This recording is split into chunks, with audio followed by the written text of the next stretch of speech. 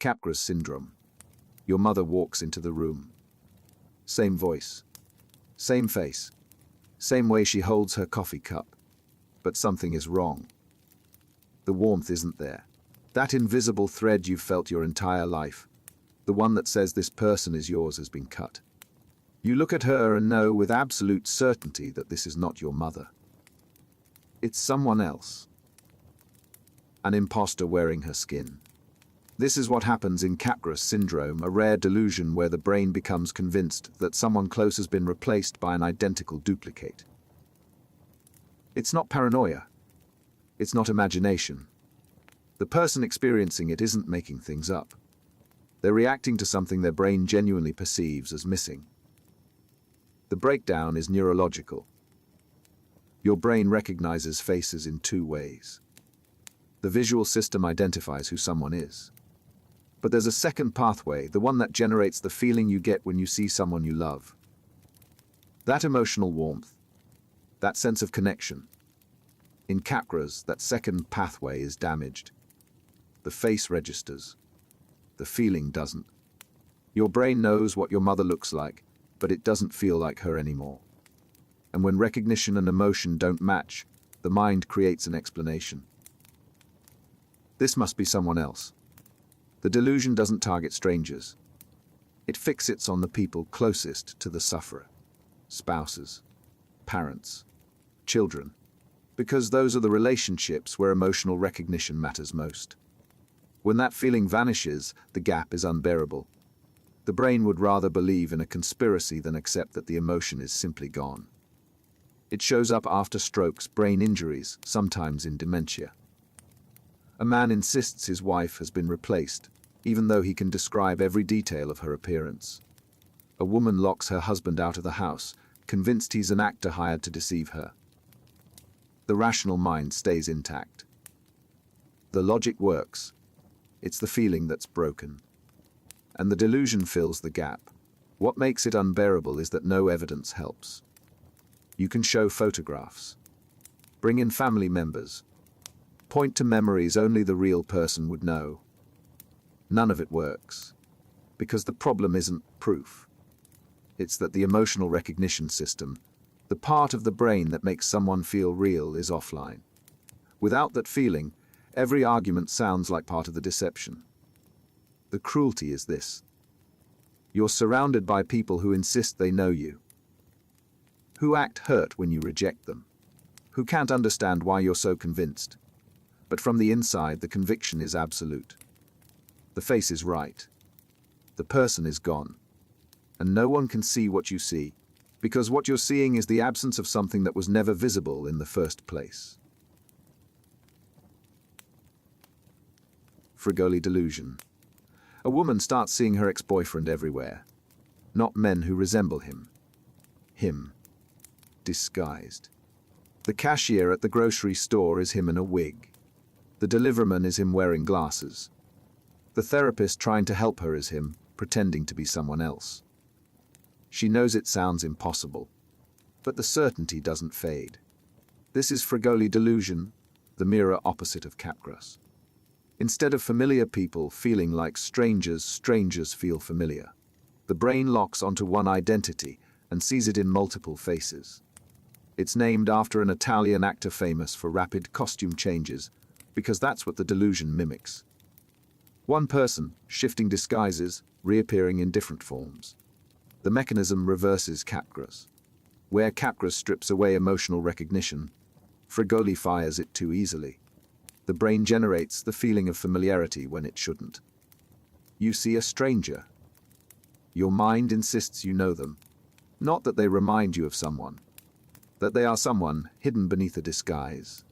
It emerges in schizophrenia, severe paranoia, sometimes after brain damage affecting facial processing. The sufferer doesn't just feel watched. They feel surrounded by a single person who refuses to stay in one form. Logic can't touch it. You can point out that the faces don't match, that the timeline makes no sense, that the person they're identifying is probably somewhere else. None of it registers. The emotional conviction overrides the visual evidence. The paranoia feeds itself. If one person can disguise themselves so completely, then anyone could be them. Trust collapses. Every interaction becomes a test. You start looking for tells, tiny inconsistencies that might reveal the imposter. But the brain keeps finding them, even when they're not there. The delusion rewrites the rules of recognition. Different faces, same trap. The people around you stop being who they claim to be. Reality fractures. And the more isolated you become, the tighter the delusion grips, until the only certainty left is that nothing is what it seems. Cotard Syndrome. You're dead. You know you're dead. You can feel the absence where your heartbeat should be. Your body is decaying. Your organs have stopped working. The people around you insist you're alive, but they're wrong. You can see through the lie, because you're standing here, looking at them, knowing with absolute clarity that you no longer exist. This is Cotard Syndrome, sometimes called walking corpse syndrome. The sufferer becomes convinced they are dead, or that parts of their body have ceased to function, or that they've lost their soul. It's not a fear of death. It's the unshakable belief that death has already happened, and the world hasn't noticed yet. The condition emerges from a catastrophic disconnect between perception and emotion. In a healthy brain, sensory input triggers emotional responses. You see food, you feel hunger. You see a loved one, you feel warmth. But in Cotard, that emotional feedback is severed. The world becomes flat, empty. Nothing generates the internal signal that says you're alive. And when the feeling of being alive disappears, the brain constructs a reason. I must be dead. It often appears alongside severe depression, schizophrenia, or after traumatic brain injury.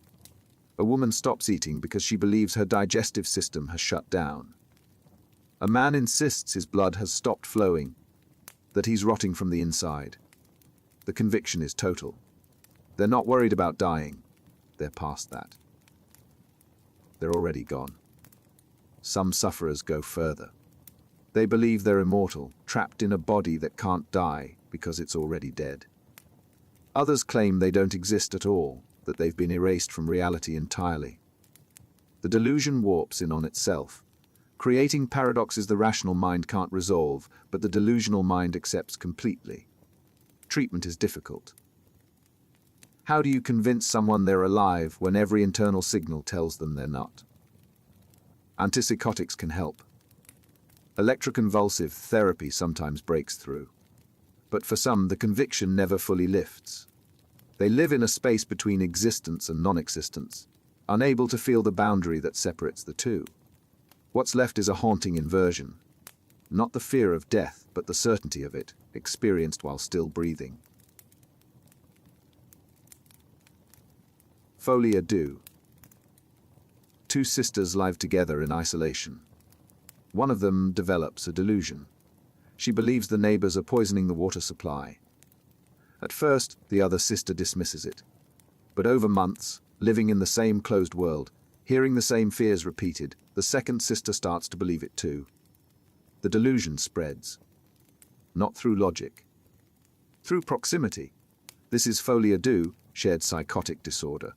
A delusion doesn't just stay inside one mind. It transfers to someone close. Usually someone dependent, isolated, or emotionally tied to the original sufferer. The second person adopts the first person's delusion completely, living inside the same distorted reality. It happens in families, in romantic relationships, in small, closed groups. The key factor is isolation. When two people exist in a bubble with no outside input, reality becomes whatever they agree it is. And if one person is convinced of something impossible, the other has nothing to anchor them to the truth. The delusion fills the space between them. History records extreme cases. The Papin sisters, two French maids in the early 20th century, developed a shared paranoid delusion that their employers were tormenting them. They murdered the family in a brutal, coordinated attack. Both sisters shared the same distorted reality, the same conviction that violence was justified. Folie. Deux doesn't just spread belief. It spreads action. The mechanism is social, not biological. The second person doesn't develop the delusion independently. They absorb it. They start repeating the same fears, the same explanations, the same interpretations. Over time, the borrowed delusion becomes indistinguishable from their own thoughts. They defend it. They build on it. And if separated from the primary sufferer, the delusion often fades. But while together, it's reinforced every day. What makes it dangerous is that it feels like validation. If two people believe the same impossible thing, it stops feeling impossible. The shared conviction creates a closed reality where doubt is the enemy and the delusion is the only truth that makes sense. Two minds, one delusion. And once it takes hold, separating them becomes the only way to break it. Erotomania. A man is convinced a famous actress is in love with him. He's never met her, but he knows. The way she smiled in that interview was a signal meant for him. The lyrics of her latest song contain hidden messages. Every public appearance is a carefully orchestrated attempt to communicate her feelings. He writes letters. He shows up at events. He waits for her to acknowledge what they both know is true. She has no idea who he is. This is erotomania, a delusional disorder where someone becomes convinced that another person, usually someone of higher status, is secretly in love with them. It's not a crush. It's a fixed, unshakable belief. The imagined relationship isn't a fantasy. It's reality. And every neutral interaction, every coincidence, every public statement gets reinterpreted as proof. The delusion often targets celebrities, public figures, or authority figures. Doctors, professors, people the sufferer has never spoken to but feels a connection with. The attraction is one-sided, but the sufferer genuinely believes it's reciprocated. They see signs everywhere. A glance, a phrase in a speech, a song on the radio. All of it becomes evidence of a hidden romance. What makes it persist is the interpretation mechanism. Rejection doesn't disprove the delusion. It reinforces it. If the person says they don't know the sufferer, it's because they have to keep the relationship secret. If they file a restraining order, it's a test of devotion. The delusion is structured so that nothing can contradict it. Every denial becomes confirmation. It can turn dangerous. Erotomanic stalkers convince themselves that the target is waiting for them to make the next move. They escalate. They break boundaries. They genuinely believe they're pursuing a mutual love, not committing harassment. John Hinckley Jr. shot President Reagan in an attempt to impress actress Jodie Foster, convinced that the act would prove his devotion and win her love. The delusion doesn't recognize consequences because it doesn't recognize reality. Treatment requires breaking the delusional framework entirely. Antipsychotics help. Therapy helps. But the sufferer has to accept that the relationship they've built in their mind never existed. And for many, that acceptance never comes. The delusion is too central to their identity. Letting it go would mean admitting they've been wrong about everything. So they hold on. Convinced that somewhere, somehow, the person they've never met is thinking of them too. Anosognosia. A man has a stroke. His left arm is paralyzed. The doctors tell him. His family tells him. But when asked to raise both arms, he insists he's doing it. He looks at his motionless left arm and says it's moving. When confronted with the fact that it's not, he dismisses it. Makes excuses. Says the arm is tired. That it doesn't want to move. He genuinely cannot see the paralysis. His brain has erased the deficit entirely. This is anosognosia, the inability to recognize one's own illness or disability. It's not denial. It's not stubbornness. The person's brain literally cannot process the information. The awareness itself is damaged. They don't know they don't know. It happens most often after strokes affecting the right hemisphere of the brain. The left side of the body becomes paralyzed, but the brain's ability to recognize that paralysis is also destroyed.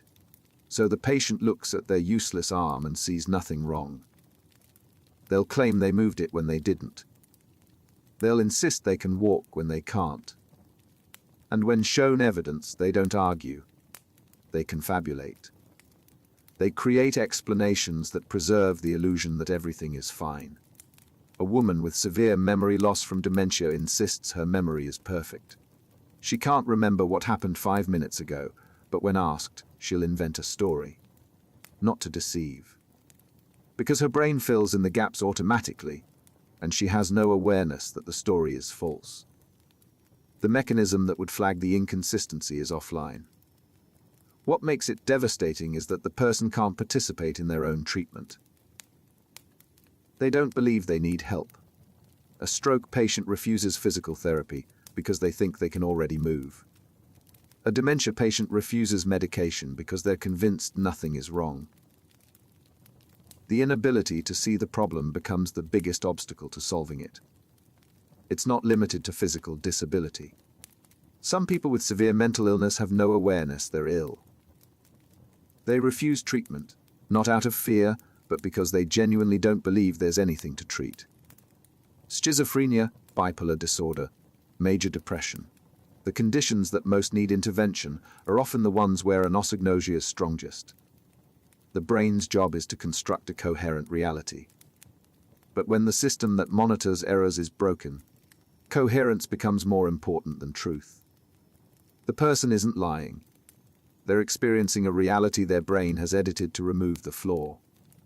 And without the ability to see the gap, there's no way to bridge it. They're not refusing to accept the truth. They're living in a version of reality where the truth doesn't exist. Depersonalization. You're sitting across from a friend at dinner. They're talking. You hear the words, but you're not there. Not really. You're watching yourself from somewhere else, like you're observing a stranger going through the motions. Your hand reaches for a glass. It doesn't feel like your hand. Your voice responds. It doesn't sound like your voice. You're present but disconnected. A passenger in your own body. This is depersonalization, the sensation of being detached from yourself. It's not dissociation in the dramatic sense. You're not losing time. You're not becoming someone else. You're just not you. The connection between your sense of self and your physical existence has frayed. You're aware of everything happening, but it feels like it's happening to someone else. The experience is hard to describe because it defies normal perception. People say they feel like they're watching themselves in a movie, that their thoughts don't belong to them, that their emotions are muted, distant, as though filtered through glass. The world doesn't change. You do. Or rather, the part of you that feels like you starts to fade. It happens in moments of extreme stress, trauma, or exhaustion. Sometimes it's brief, a few minutes of feeling off. Other times it lingers for days, weeks, months. It can become chronic. A constant state of floating just outside yourself, unable to reconnect. The rational mind knows you're you, but the feeling is gone. What makes it disturbing is the lack of emotional anchor. You know you should feel something. Happiness. Sadness. Fear, but the emotions don't land. They exist somewhere in the distance, acknowledged but not felt. It's not numbness. Numbness is absence. This is presence without connection. You're there, but the thread that ties experience to identity has been severed. Some people experience it during panic attacks. Others during depression. It shows up in PTSD, in dissociative disorders, sometimes without any clear trigger. The brain, overwhelmed or damaged, creates distance as a protective mechanism. If you can't handle what's happening, the mind pulls you out of the driver's seat. But once the distance is created, closing it again isn't automatic. Treatment exists. Therapy helps. Grounding techniques help. But for some, the detachment becomes so familiar that reconnecting feels foreign. They've lived outside themselves for so long that being fully present feels like the distortion, not the detachment. You're here, but you're not. And the worst part is knowing the difference. Derealization. The street looks wrong. Not different. Wrong. The buildings are the same. The people are the same. But everything feels flat. Two-dimensional. Like you're walking through a photograph or a dream that hasn't quite solidified into reality. The colors are too bright or too dull. The sounds are muffled or too sharp. Nothing is out of place, but nothing feels real. This is derealization, the persistent sense that the external world is unreal, distant, or distorted. It's not hallucination. You're not seeing things that aren't there. You're seeing things that are there, but your brain isn't processing them as real. The world becomes a stage set. Convincing, but hollow. It often appears alongside depersonalization, but the target is different. Depersonalization detakes you from yourself. Derealization detakes you from everything else. The environment loses its texture. Familiar places feel unfamiliar. You walk into your own home and it doesn't feel like home. You look at people you've known for years and they seem like props, playing roles in a script you can't quite follow. The brain's reality testing mechanism has malfunctioned. Normally, sensory input gets tagged with a signal that says this is real. But in derealization, that signal is weak or absent. You see the world, but it doesn't register as solid. It's like watching life through a screen. Observed, but not inhabited. It shows up in anxiety disorders, severe depression after trauma, sometimes in migraine auras or seizures. The sufferer knows rationally that the world is real. But the feeling contradicts the knowledge. And feelings, when persistent enough, override logic. You can tell yourself the street is real, but if it doesn't feel real, the reassurance doesn't hold. Some describe it as living in a fog. Others say it's like being underwater or behind glass. The comparisons all point to the same thing, a barrier between the self and reality that shouldn't exist but does. And the more you focus on it, the stronger it becomes. Trying to force the world to feel real only makes the unreality more obvious. For most, it passes. A few hours, a few days, but for some, it becomes chronic.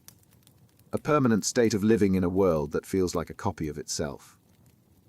And once that distance settles in, convincing the brain to close it requires more than willpower. It requires retraining perception itself. The world is real. You know it is. But knowing doesn't make it feel that way. Thought insertion. You're thinking about what to have for lunch, and then, suddenly, a thought appears. Not your thought. Someone else's. You didn't generate it. It wasn't part of your internal monologue. It just arrived, fully formed, intrusive alien. You know it's in your head, but you're certain it didn't come from you. This is thought insertion, a delusion where the person believes their thoughts are being placed into their mind by an external force. It's not intrusive thoughts in the common sense, the kind everyone experiences. It's the conviction that those thoughts originated outside the self. That someone or something is broadcasting ideas directly into your consciousness. The experience is more than just unwanted thinking. It's the sensation that your mind has been braked.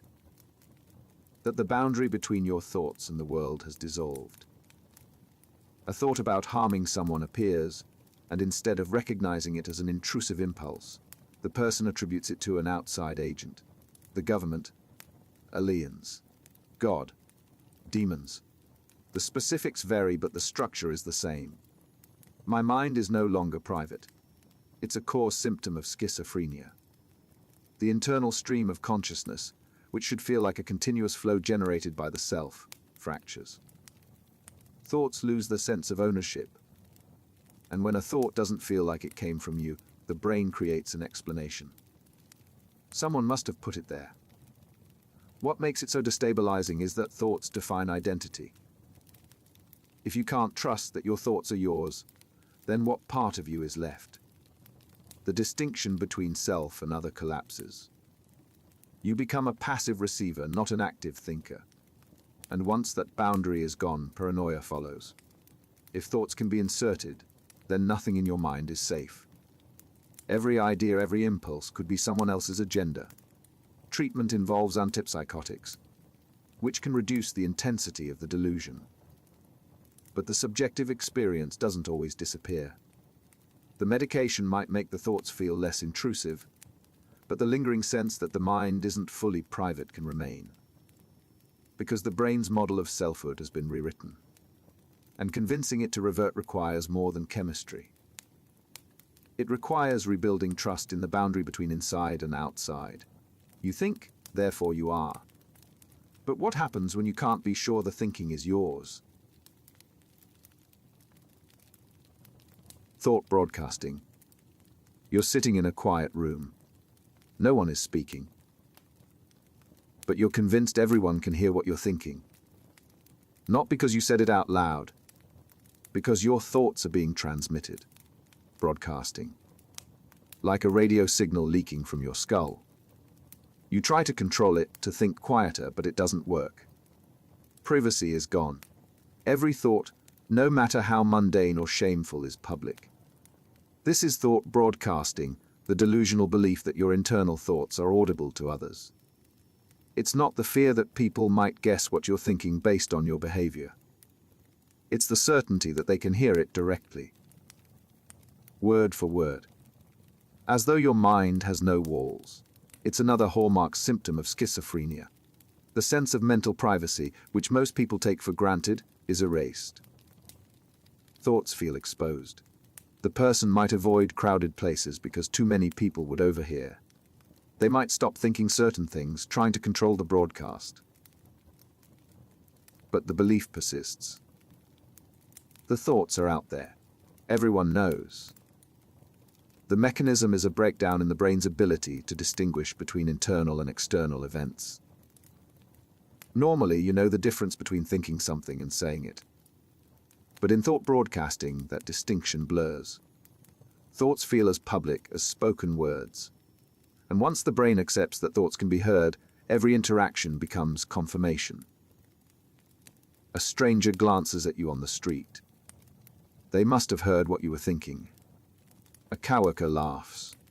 They're reacting to your thoughts. It's isolating in a specific way. Not because you're alone, but because you can't be alone. Your mind is never private. And the more you try to suppress thoughts, the more intrusive they become. The fear of broadcasting a shameful thought makes that thought louder, which reinforces the belief that it's being transmitted. Antipsychotic medication can reduce the intensity. Therapy can help reframe the experience. But the subjective feeling, the sense that thoughts leak outward, can be hard to fully erase. Because the person has lived in a world where mental privacy doesn't exist. And returning to a state where thoughts are contained requires rebuilding a boundary they're no longer sure is real. You think in silence. But the silence doesn't feel silent anymore. Delusional misidentification. The general category covers more than just Capgras or Fregoli. It's a broader family of delusions where the brain misidentifies people, places, or objects, assigning them false identities despite visual accuracy. The face is right. The location is right. But the brain insists something has changed. Intermetamorphosis is one variant. The person believes that others are physically transforming into different people. Not wearing disguises, actually changing. A neighbor walks by, and the sufferer is convinced that neighbor has transformed into their boss. The physical appearance might be identical, but the identity has shifted. And the conviction is absolute. Subjective doubles is another. The person believes that someone in their life has been replaced, but not by a stranger. By someone they know. Their spouse has been replaced by their sibling. Their friend has been replaced by a coworker. The delusion maintains familiarity while destroying trust. Because if people can be swapped, then no relationship is stable. There's also Reduplicative Paramnesia, where places are duplicated. The person believes they're in a hospital that looks exactly like the real hospital, but it's a copy, located somewhere else. The details match, but the location is wrong. They'll insist they're in a duplicate version of the building, transported to another city or country. The visual input is correct. The spatial map is broken. These delusions all stem from similar neurological disruptions. Damage to areas involved in facial recognition, spatial processing, or emotional tagging. The brain receives accurate sensory input, but applies the wrong interpretation. And once the misidentification is established, it resists correction. Because the brain's model of reality has shifted.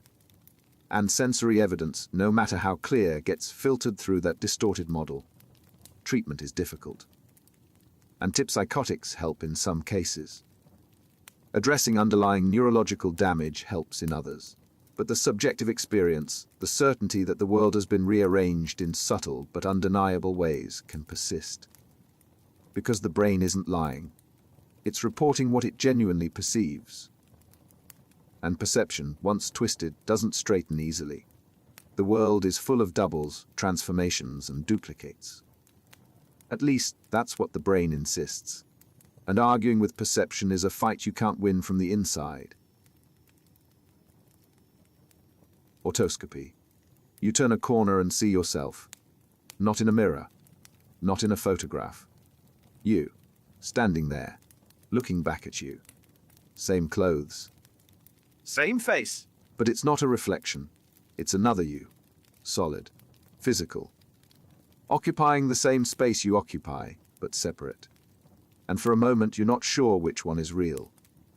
This is autoscopy, the experience of seeing your own body from an external perspective. Sometimes it's a hallucination. A visual duplicate that appears in your environment.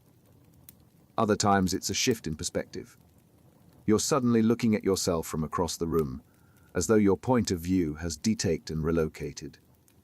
It's not out of body in the mystical sense. It's a neurological event. The brain's model of where you are in space has fractured. Normally, your sense of self is anchored to your body's location. But in autoscopy, that anchor slips. The brain generates a second perspective. And for a moment, or longer, you experience yourself as both subject and object. The observer and the observed. It can happen during seizures, migraines, or extreme exhaustion. Sometimes in the moments before falling asleep. The brain, destabilized, creates a duplicate self. The hallucination can be silent, just standing there. Or it can move. Mirror your actions. Some people report that the duplicate feels more real than their actual body. That the perspective shift is so convincing, they're not sure which version of themselves is the original. The phenomenon overlaps with other experiences.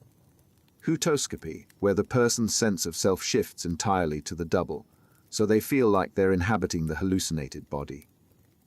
Or the Melder autoscopic hallucination, where the person sees themselves but knows it's not real, recognizing the experience as a perceptual glitch rather than a separate entity. What makes it unsettling is the challenge to the most basic assumption, that you are you.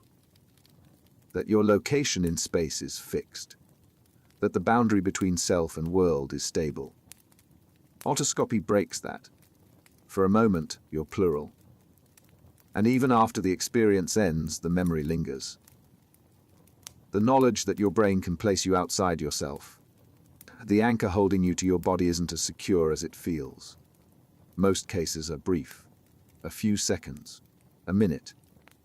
But the psychological impact can last longer. Because once you've seen yourself from the outside, the line between internal and external becomes less certain. And certainty, when it comes to selfhood, is harder to rebuild than it is to lose. You are here, but here isn't as fixed as you thought. Out-of-body experience. The car hits the guardrail. Metal screams. The world spins. And then, suddenly, you're not in the driver's seat anymore. You're watching from above. Calm. Detaked. You can see yourself slumped over the wheel. The shattered windshield. The smoke rising from the hood. You're observing the scene like it's happening to someone else. No pain. No fear. Just distance. This is an out-of-body experience, the sensation of perceiving the world from a location outside your physical body. It's not metaphorical. The person genuinely feels separated from their body, watching themselves from an external vantage point. And for those moments, the normal anchor between self and location dissolves. It happens most often in extreme situations: near-death experiences, severe trauma, high fever. The brain, overwhelmed, creates a shift in perspective. Instead of experiencing the world from inside the body, consciousness seems to relocate. Sometimes it's just above, looking down. Other times it's across the room or floating near the ceiling. The body becomes an object in the environment, observed rather than inhabited. The neurological explanation centers on disruption in the temporoparietal junction, the region that integrates sensory input to create a sense of bodily location. When that system fails, the brain's model of where you are fractures. It generates a secondary perspective, and because the brain prioritizes coherence, it accepts the new viewpoint as real. You're not in your body because you can see your body over there. Some people report it during meditation or sleep paralysis. Others during surgery, when anesthesia partially disconnects sensory feedback. The experience is vivid, detailed. People describe seeing things from angles they couldn't have seen from their actual position, which raises questions. Is it purely internal, a hallucination constructed from memory and expectation? Or is something else happening? Science leans toward the former. The brain, in crisis, constructs a plausible external perspective using existing knowledge of the environment. The vividness comes from the same systems that generate dreams. But for those who experience it, the memory feels different. More real than a dream. More solid than imagination. The conviction lingers. I was outside my body. I saw myself. And no explanation fully captures the subjective weight of that certainty. Most cases are brief. Seconds. Minutes. The perspective snaps back. But the experience leaves a mark. Because once you've been outside yourself, the assumption that you are your body becomes less automatic. The boundary feels negotiable. And negotiable boundaries, when it comes to selfhood, are harder to trust. Jamais Vu. You've said the word 1,000 times. But now, looking at it, it doesn't make sense. The letters are familiar. The sound is familiar. But the meaning has vanished. You know this word. But right now, in this moment, it's a stranger. Foreign. Disconnected from everything you understand. Jamais Vu, the experience of the familiar becoming unfamiliar. It's the opposite of Déjà Vu. Instead of the new feeling old, the old feels new. You walk into your own home and it doesn't feel like home. You look at a word you've written hundreds of times and it looks wrong. The recognition is gone.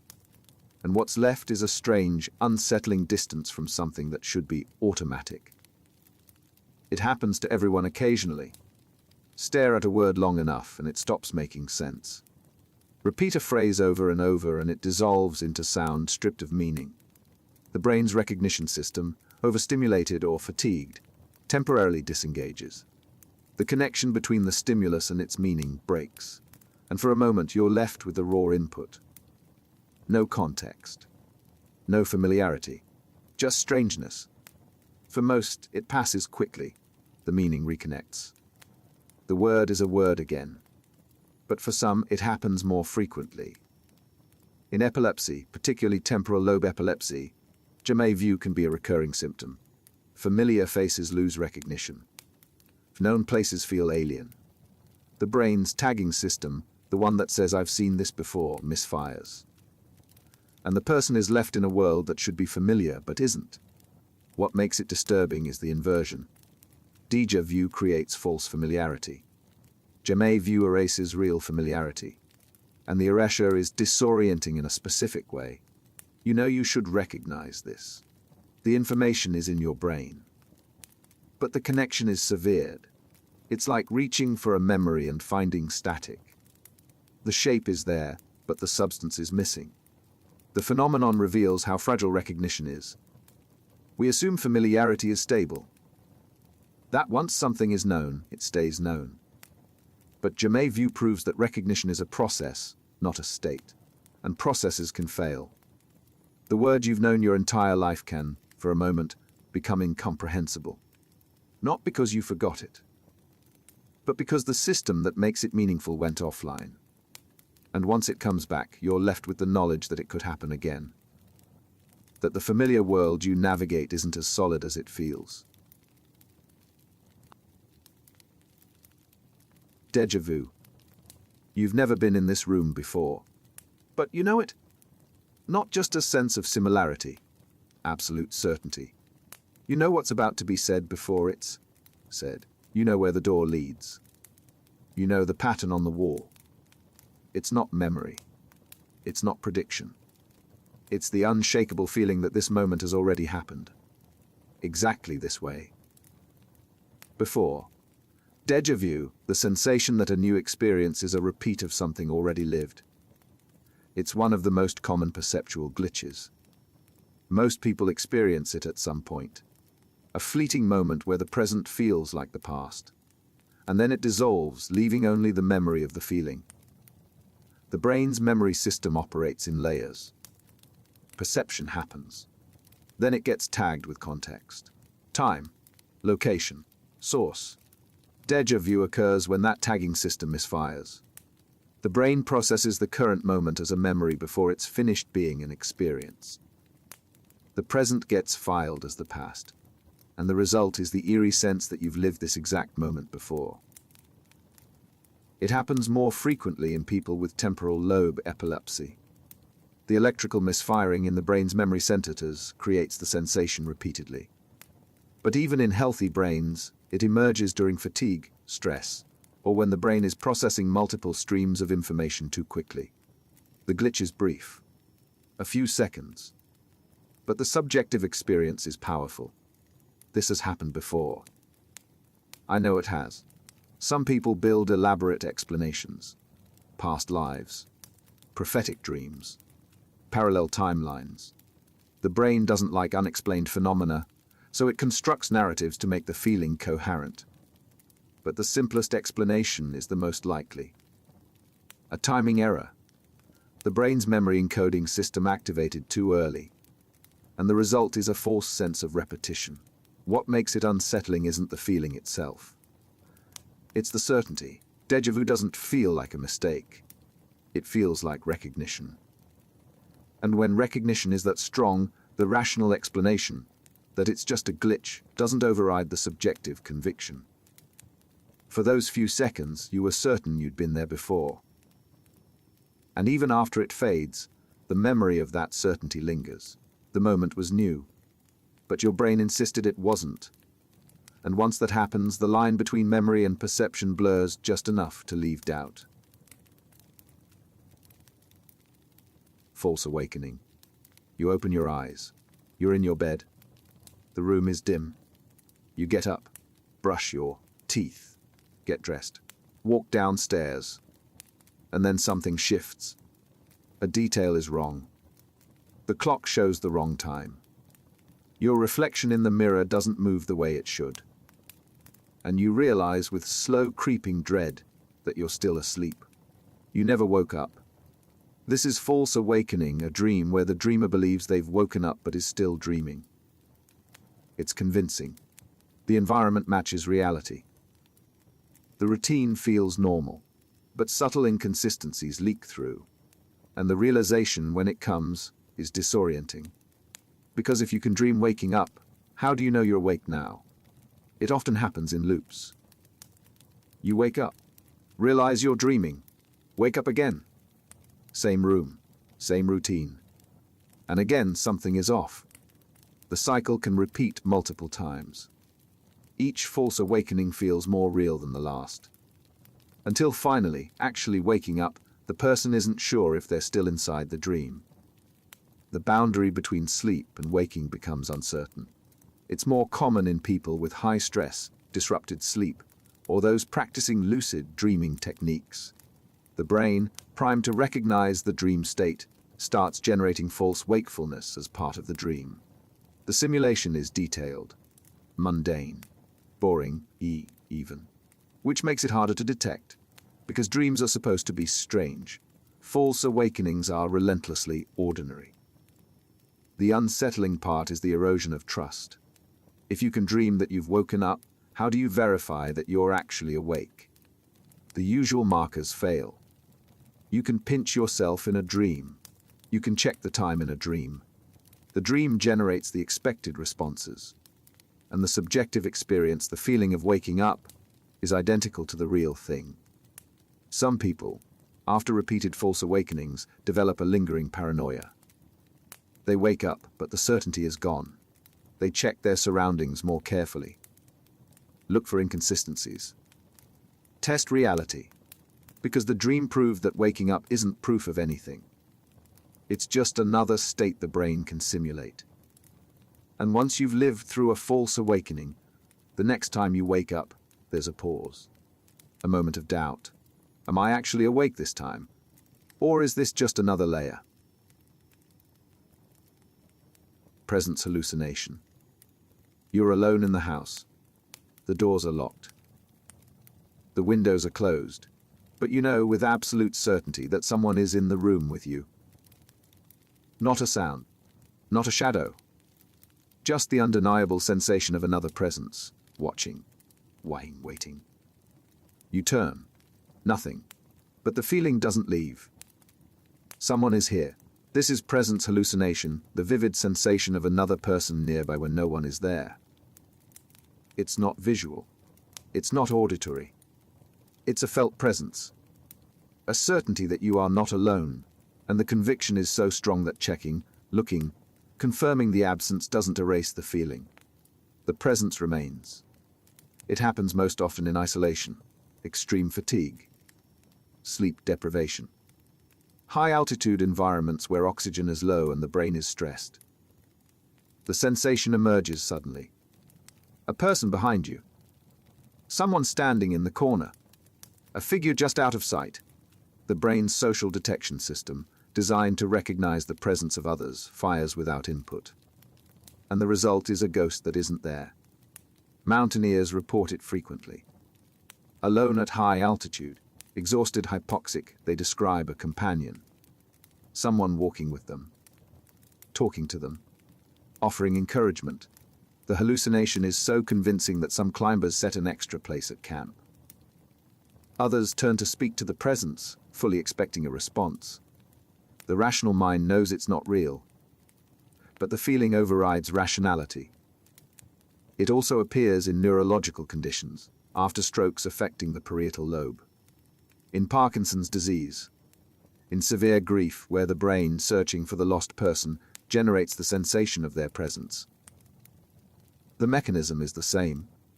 The brain's model of social space includes a person who isn't there, and the model feels more real than the empty room. What makes it deeply unsettling is the specificity. It's not just a vague unease. It's the certainty that someone is there, behind you, to your left, just out of view. The detail is precise. And when you turn and see nothing, the absence doesn't feel like proof. It feels like evasion. They were there. They moved.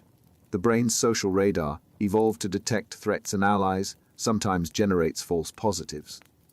And when it does, the signal is powerful enough to override sensory evidence. You are alone. But you don't feel alone. And feeling, in this case, is stronger than fact. Pareidolia. A face in the clouds. A figure in the wallpaper. A voice in the static.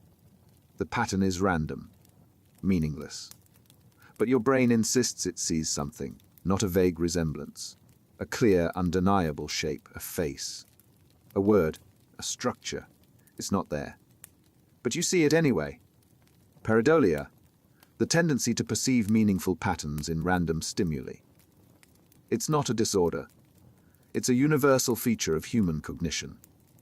The brain is a pattern recognition machine, and when the pattern detector is oversensitive, it finds faces in toast, messages in noise, and shapes in chaos.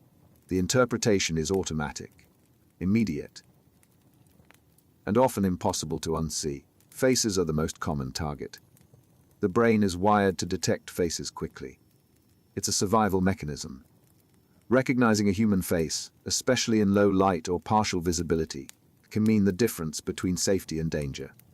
So the system errs on the side of caution. It sees faces everywhere. In trees, in car grills, in the surface of Mars. The pattern fits. The brain locks on. And the face, even though it's not a face, becomes undeniable. It's why people see religious figures in stains on walls. Why cloud formations look like animals. Why static can sound like voices. The brain, searching for meaning, imposes structure on randomness. And once the structure is perceived, it's hard to see the randomness again. The face in the wood grain stays a face, even when you know it's just wood. The phenomenon isn't limited to vision. Auditory pareidolia happens when people hear words in white noise. Backmasking, the idea that hidden messages exist in reversed audio, relies on this. The brain, presented with ambiguous sound, fills in the gaps with expected patterns. Music. Meaning. Even when none exists. What pareidolia reveals is how much perception is construction. You don't see reality directly. You see what your brain builds from sensory input. And the brain, optimized for speed and survival, builds quickly. It doesn't wait for perfect information. It guesses. And most of the time, the guess is close enough. But sometimes, the guess is a face that isn't there. The randomness is real. The pattern is not. But the brain doesn't care. It sees what it's designed to see. And once it sees it, you can't unsee it.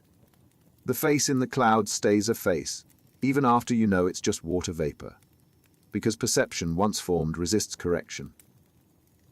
Your brain is trying to keep you safe. But in doing so, it populates the world with ghosts that were never there. Apophenia. The numbers keep appearing. Same sequence. Different contexts. You see it on a license plate, then in a phone number, then in a timestamp. It's not random. It can't be random. There's a pattern, a message. The universe is trying to tell you something, and the more you look, the more connections emerge. Unrelated events start to align. Coincidences stack, and what began as noticing becomes certainty. This means something. Apophenia, the tendency to perceive meaningful patterns in random or unrelated data. It's not just seeing patterns. It's seeing connections that aren't there and building entire frameworks around them. The brain, designed to detect patterns for survival, sometimes detects too many. And once a pattern is perceived, it's nearly impossible to unsee. It's the foundation of conspiracy theories. Unrelated events get linked because they share surface details. A corporate merger happens the same week as a political scandal. The timing feels deliberate. The brain searches for a unifying explanation. And once it finds one, every new piece of information gets filtered through that lens. Confirmation bias locks in. The pattern becomes self-reinforcing. But apophenia isn't always pathological. It drives scientific discovery. A researcher notices a correlation no one else saw. They investigate. Sometimes it's real. Sometimes it's noise. The difference is in testing. Science requires evidence. Apophenia, left unchecked, requires only perception. And perception, especially when emotionally charged, doesn't need proof. It shows up in gambling. The belief that a slot machine is due for a payout because it hasn't hit in a while. The numbers are random. The pattern is imagined. But the brain insists the pattern is real. It shows up in superstition. A player wears the same socks to every game because they wore them once when they won. The connection is coincidence. The brain treats it as causation. The digital age amplifies it. Algorithms feed you content based on what you've already engaged with. You search for one topic, and suddenly your feed is full of related content. It feels like the world is converging around your interests. But it's just the algorithm reflecting your behavior back at you. The pattern is real. The meaning is constructed. What makes apophenia dangerous is that it feels like insight. The moment the pattern clicks, the brain releases dopamine. the same reward signal that accompanies genuine discovery. So the person experiencing it doesn't feel like they're imagining connections. They feel like they're uncovering truth. And once that reward is attacked, the pattern becomes addictive. The brain wants meaning. And when meaning is scarce, it creates it. The patterns are there, but the connections are not. Cryptomnesia. You come up with a brilliant idea. Original. Unique. You write it down, develop it. And then someone points out that it already exists. Not similar. Identical. You've heard it before. Read it before. But you have no memory of that. As far as you know, this thought was yours. The brain took someone else's work, buried the source, and presented it as original creation. This is cryptomnesia, unintentional plagiarism, where a forgotten memory resurfaces as a seemingly new idea. It's not theft. It's a glitch. The brain stores the idea but loses the tag that says where it came from. And when it resurfaces, it feels like spontaneous creation. The person genuinely believes they invented it. It happens to writers, musicians, inventors. George Harrison's My Sweet Lord was famously similar to He's So Fine by the Chiffons. Harrison didn't consciously copy it. He'd heard the song years earlier. The melody stayed. The memory of hearing it didn't. When he wrote his version, he thought it was original. The courts disagreed. The influence was real, even if the intent wasn't. The brain doesn't store memories with perfect metadata. An idea enters, gets processed, gets filed, but the file doesn't always retain the label that says external source. Time passes, the memory fades, and when the idea resurfaces, it feels internal. It feels like yours, because the boundary between things you created and things you absorbed has blurred. It's more common than people realize. You think of a joke. Tell it at a party. Someone says they told you that joke last week. You don't remember. But they're right. You heard it, forgot you heard it, and claimed it as your own. The brain recycles.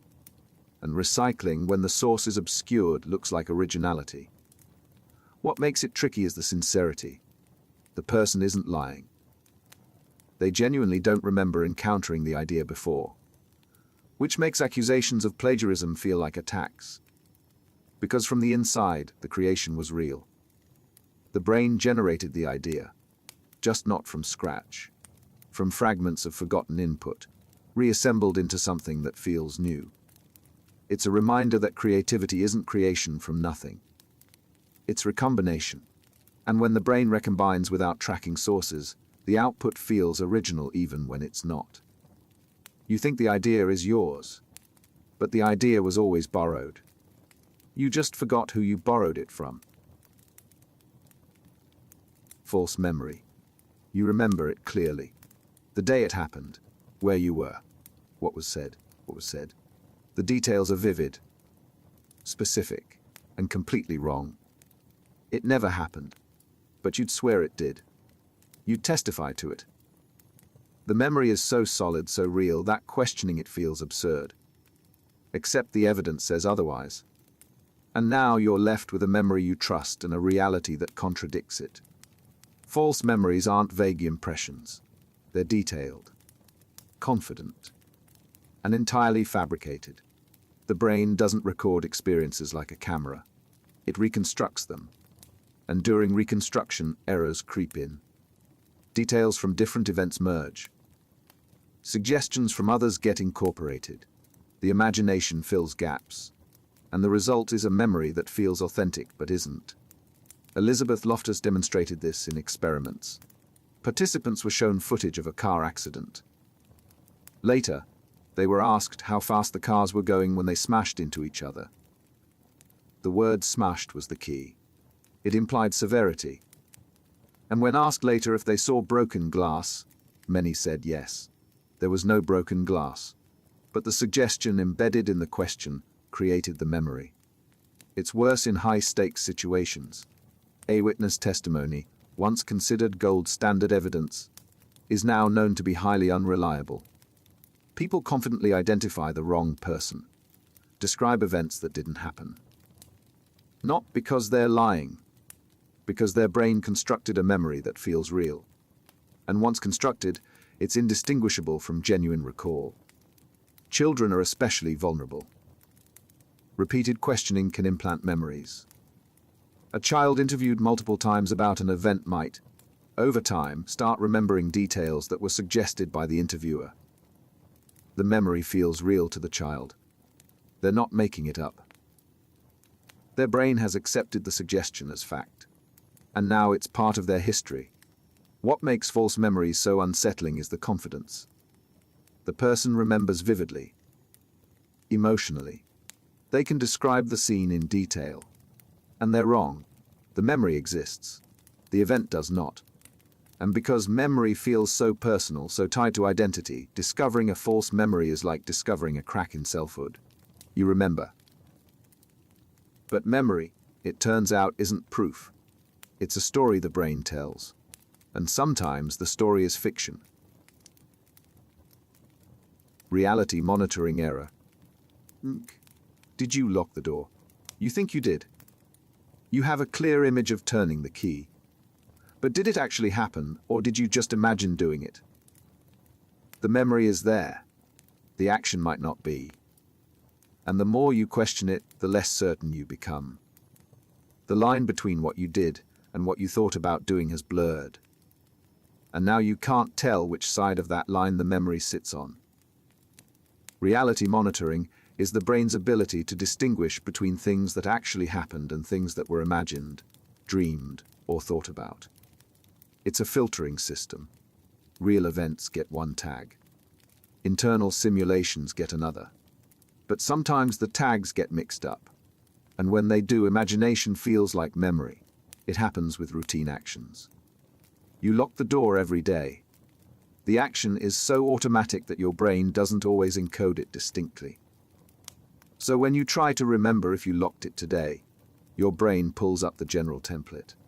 And the template, because it's vivid and repeated, feels like a specific memory. But it's not. It's a composite. And composites don't tell you what happened this time. It also happens with planning.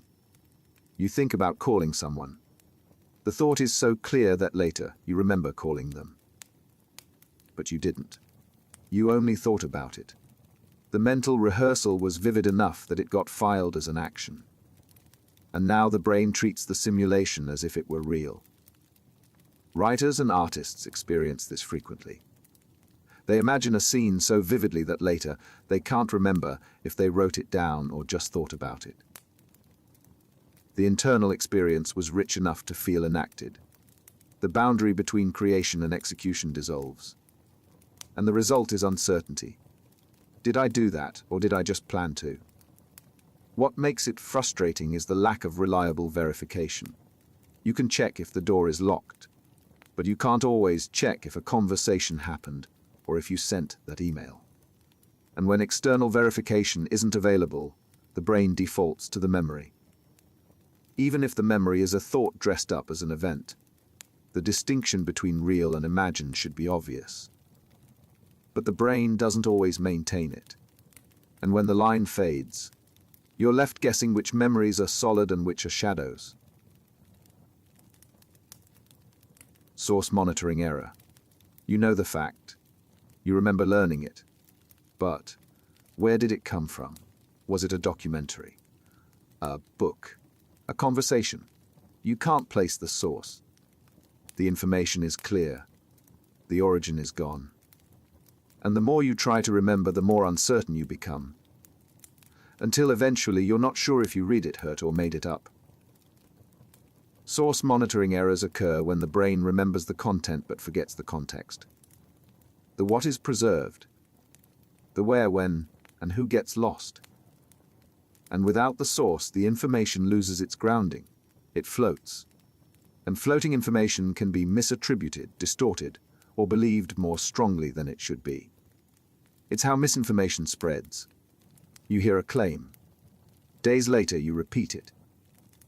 But you've forgotten where you heard it.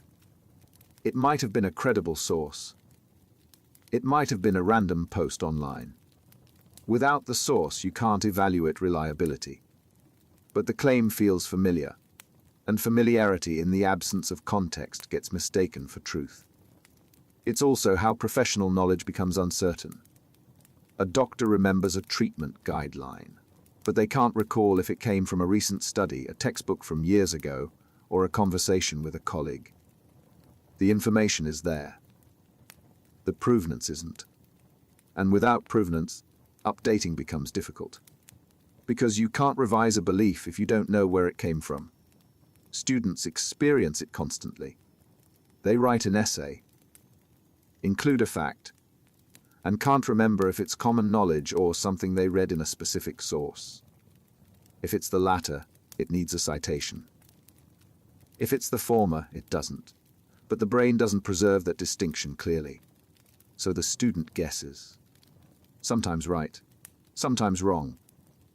What's worse is that source monitoring errors make you vulnerable to manipulation. If someone tells you they said something they didn't, and you're unsure, you might accept their version. The content feels familiar. The context is hazy. And in that gap, false attributions take root. You didn't hear it from them, but you think you did. And now the belief is anchored to the wrong source. The information is real. The source is not. And without the source, knowledge becomes untethered, floating in your mind, disconnected from the truth that should anchor it. Confabulation. The doctor asks what you had for breakfast. You don't remember. So your brain fills in the gap. Toast. Coffee. The answer comes easily, confidently, and it's completely made up. You didn't have toast. You didn't have coffee. But your brain, unable to tolerate the blank space, constructed a plausible answer. And the construction feels like memory. So you say it, believe it, and move on unaware that you just invented the past. Confabulation is the production of fabricated or distorted memories without the intent to deceive. It's not lying. The person genuinely believes what they're saying. The brain, faced with a gap in memory, generates content to fill it. And the generated content is presented as fact, because the brain doesn't distinguish between recalled memory and invented memory. It just provides an answer. It happens most often in people with brain damage affecting memory systems. Cotard Syndrome, caused by severe alcohol-related thiamine deficiency, is a classic example. The person can't form new memories, so when asked about recent events, they confabulate. They create stories. Detailed, coherent stories. None of it happened. But the brain needs the narrative to be complete. So it completes it with fiction. But confabulation isn't limited to pathology. Healthy brains do it too. You're asked about an event from years ago. You don't remember. But you know the context. You know what usually happens in those situations. So your brain uses that template to construct a memory. And the construction feels real. You describe it with confidence. Specific details. Some of it might be accurate. Some of it is invented.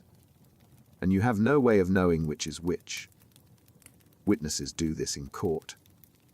Asked about details they didn't notice, they fill in the gaps with what makes sense. The brain doesn't like uncertainty, so it resolves it, with guesses that feel like facts. The lawyer asks what the suspect was wearing. The witness doesn't remember, but the brain provides an answer. Dark jacket. Jeans. The details sound confident. They might be wrong, but the confidence makes them convincing. What makes confabulation so insidious is that the person isn't aware they're doing it. The memory feels retrieved, not invented. And because it's unconscious, there's no internal signal that says this is fabricated. The brain treats the confabulation the same way it treats real memory. So the person defends it, insists on it, even when confronted with contradictory evidence. Memory isn't retrieval. It's reconstruction. And when the materials are missing, the brain improvises. The story it tells is coherent, plausible, and often completely false. But you won't know, because the brain doesn't flag its own fabrications. It just presents them as truth. Hypnagogic hallucination. You're lying in bed, drifting towards sleep. The room is dark, quiet, and then you see it. A figure standing in the corner. Solid. Real. Your eyes are open. You're awake. But the figure is there. You blink. It's still there. You try to move. The effort pulls you fully awake. And the figure dissolves. Gone. As though it was never there at all. Hypnagogic hallucinations occur in the transition between wakefulness and sleep. The brain, shutting down for the night, doesn't always shut down cleanly. Visual processing lingers. Auditory processing lingers. And the result is perception without input. You see things.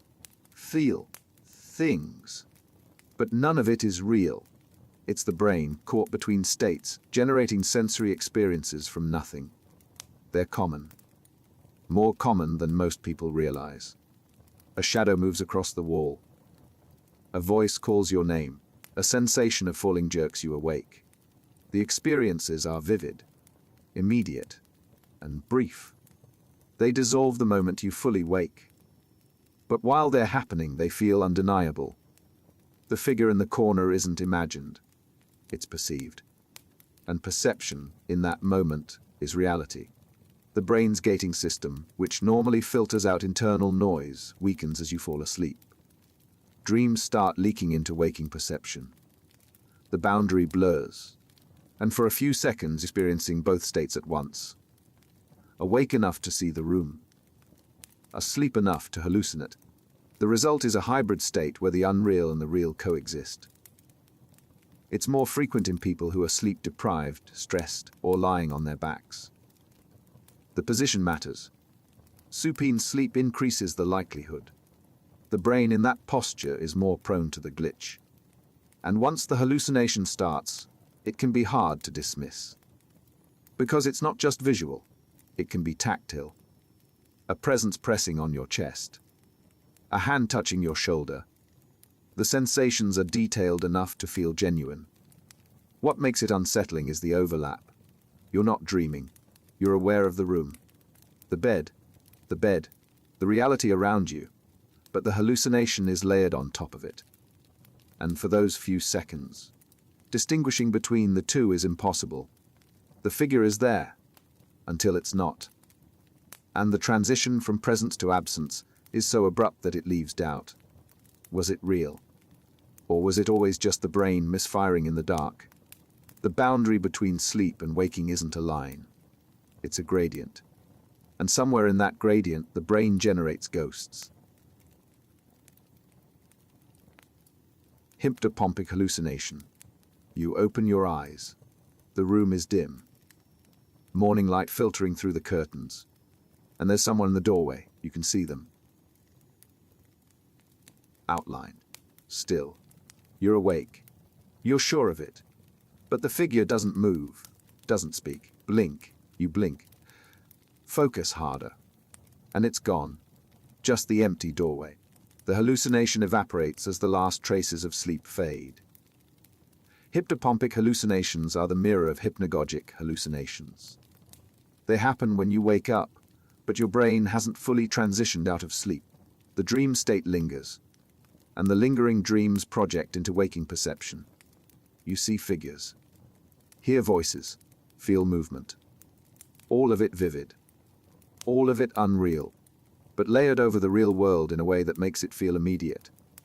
The mechanism is the same. The brain's shut-down systems don't reverse instantly.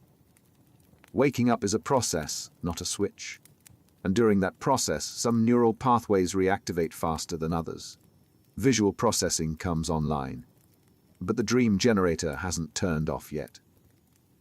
So the two overlap, and the overlap produces hallucinations that feel as real as the room around you. People report seeing animals, insects crawling on the walls, faces staring from the ceiling. The content varies, but the structure is consistent. The hallucination is detailed. It integrates with the environment. and it dissolves within seconds of full wakefulness. The brain, realizing the error, shuts down the false perception.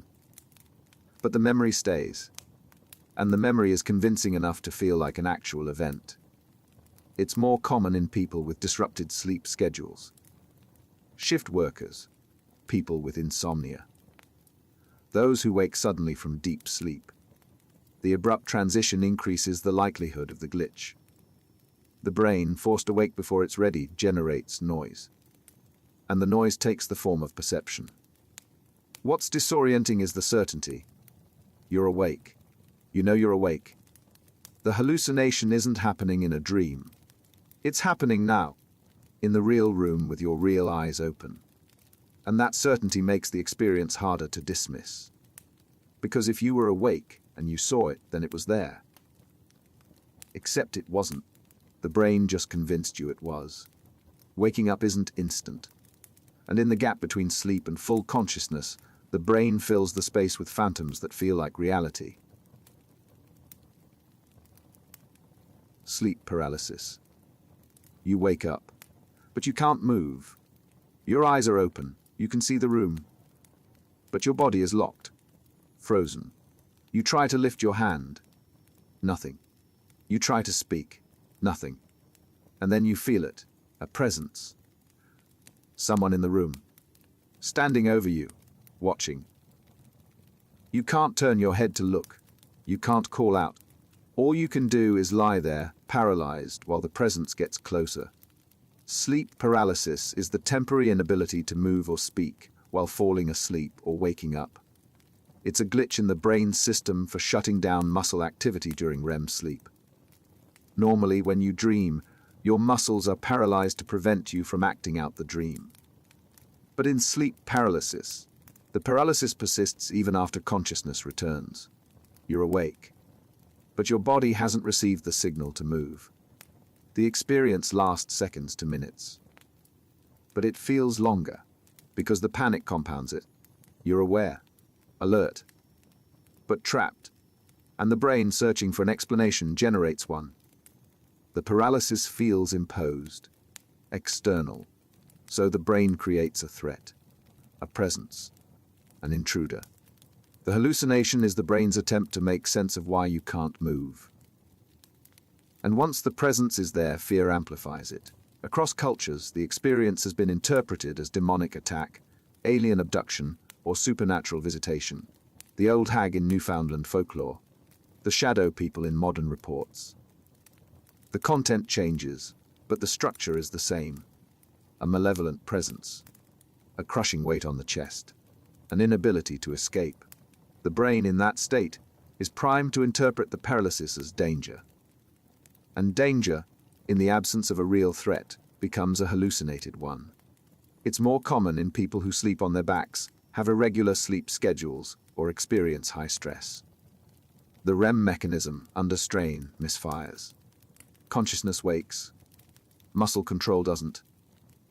And the result is a terrifying disconnect. You know you should be able to move, but you can't, and the gap between should and can't gets filled with paranoia. What makes it so visceral is the combination. Paralysis alone would be frightening. Hallucination alone would be dismissible. But paralysis plus hallucination creates a feedback loop. The hallucination explains the paralysis. The paralysis makes the hallucination feel real. And the person, caught in the loop, experiences genuine terror, even though nothing is actually there. Eventually, the paralysis breaks. The muscles unlock. The presence vanishes, and the person is left with a memory that feels more real than a dream. Because they were awake. They saw the room. They felt the presence. And no amount of rational explanation fully erases the conviction that something was there. The body is asleep. The mind is awake. And in that gap, fear finds a shape. Exploding head syndrome. You're about to fall asleep. The room is silent. And then, without warning, a sound explodes inside your head. Loud. Impossibly loud. A gunshot. A crash. A detonation. You jolt awake, heart racing, expecting to see something broken, something fallen. But the room is unchanged. Silent. The sound was only in your mind, but it was real enough to shock you fully awake. Exploding head syndrome is a sleep disorder where the person hears a sudden, loud noise as they fall asleep or wake up. It's not external. There's no actual sound, but the brain generates the perception of noise. And the perception is vivid, startling, often terrifying. The noise can be a bang, a crash, a cymbal clash, or an electronic buzz. It's brief, seconds. But the intensity is enough to disrupt sleep entirely. The cause isn't fully understood. The leading theory involves the brain's auditory neurons firing randomly as the sleep system shuts down. Normally, the transition is smooth. Neurons quiet gradually. But sometimes they fire all at once, a burst of activity. And the brain interprets that burst as sound, load sound. The kind of sound that signals danger. So the person wakes instantly, expecting a threat. But there's nothing, just silence. It's harmless. No physical damage. No long-term effects. But the experience is distressing. The first time it happens, people think something exploded nearby. A transformer, a car crash, a break-in. They check the house, look outside, find nothing. And the realization that the sound was internal is almost as unsettling as the sound itself. Because if your brain can generate a sound that loud, that convincing, what else can it fabricate? It's more common during periods of stress, fatigue, or irregular sleep. The brain, overworked, misfires. The auditory system glitches, and the result is a phantom explosion. Some people experience it once and never again. Others experience it repeatedly. Each time the shock is the same. Even knowing what it is doesn't reduce the startle response, because the sound feels external. And external sounds demand attention. What makes it particularly strange is the randomness. No warning, no pattern, just silence, and then, without transition, the loudest sound you've ever heard. Inside your head. Nowhere else. And then silence again, as though the noise never happened. Except your heart is pounding. Your body is flooded with adrenaline, and you're wide awake, staring into the dark, wondering if it will happen again. The brain, shutting down for the night, sometimes goes out with a bang, literally. Alien hand syndrome. Your hand reaches for the door handle, but you didn't tell it to. You watch it move, feel it move. But the action isn't yours. It's acting independently. You try to stop it. The other hand grabs it, pulls it back. But the rogue hand resists, fights, and for a moment you're battling your own limb, as though it belongs to someone else, as though it has a will of its own. Alien hand syndrome is a neurological condition where one hand acts without conscious control. The person feels the hand, sees the hand, but doesn't control the hand. It moves on its own, reaches for objects, performs actions, sometimes simple, sometimes complex. And the person observing their own hand behave autonomously experiences a profound disconnect. This is my hand, but it's not doing what I want. It typically occurs after damage to the corpus callosum, the structure connecting the brain's two hemispheres, or after damage to the frontal or parietal lobes. The motor control is intact. The hand can move, but the link between intention and action is severed. The hand receives signals, but not from the conscious mind, so it acts on impulses the person doesn't recognize as their own. The alien hand doesn't act randomly. It performs goal-directed behaviors, unbuttoning a shirt the person just buttoned, grabbing objects the person doesn't want, interfering with tasks the other hand is trying to complete. It's as though the hand has its own agenda, and the person, unable to predict or control it, is forced to supervise their own limb like it's a separate entity. Some patients describe the hand as mischievous, oppositional. One woman reported her alien hand slapping her face. Another reported it throwing objects. The actions aren't violent in intent. They're the result of motor patterns activating without conscious oversight. But the experience from the inside feels like rebellion. The hand is acting against you, and you can't stop it. You can restrain it. Hold it down with your other hand, but you can't make it obey. What's deeply unsettling is the challenge to bodily agency. You assume your body does what you tell it to. That intention and action are linked. But alien hand syndrome breaks that link. The hand is yours. It's a take to you. But it's not under your control. And that loss of control, localized to one limb, creates a strange split. You are your body, except for that part. That part is something else. Treatment is limited. Therapy can help patients manage the hand. Keep it occupied. Restrain it when necessary. But the underlying disconnect often remains. The hand continues to act. And the person continues to watch, holding their own limb like a stranger's, wondering what it will do next. Your hand is not your own.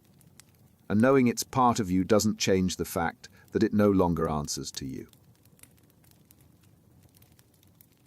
Mirror self-misidentification. An elderly woman looks in the mirror. She sees a stranger, not herself, someone else, an intruder in her home. She talks to the reflection, asks who it is, demands it leave. The reflection mimics her movements, but she doesn't recognize the connection. As far as she knows, there's another person in the mirror, and that person won't stop following her. Mirror self-misidentification is a rare delusion where the person fails to recognize their own reflection. They see the face, the body, but the brain doesn't tag it as self. Instead, it's processed as another person. The reflection becomes an intruder, a stranger, sometimes a companion. The person might talk to it, argue with it, try to interact with it as though it were a separate individual. It happens most often in dementia, particularly Alzheimer's disease. The brain's self-recognition system, already compromised, fails entirely when confronted with a mirror. The visual input is correct, but the interpretation is wrong. The face in the mirror should trigger recognition. But it doesn't, so the brain assigns a different identity. And once assigned, the delusion is difficult to correct. Some patients become distressed. The stranger in the mirror feels threatening. They cover mirrors, avoid them, refuse to look. Others develop a relationship with the reflection. They talk to it. Treat it as a companion. The delusion, in those cases, becomes comforting rather than frightening. But the core misidentification remains. The reflection is not me.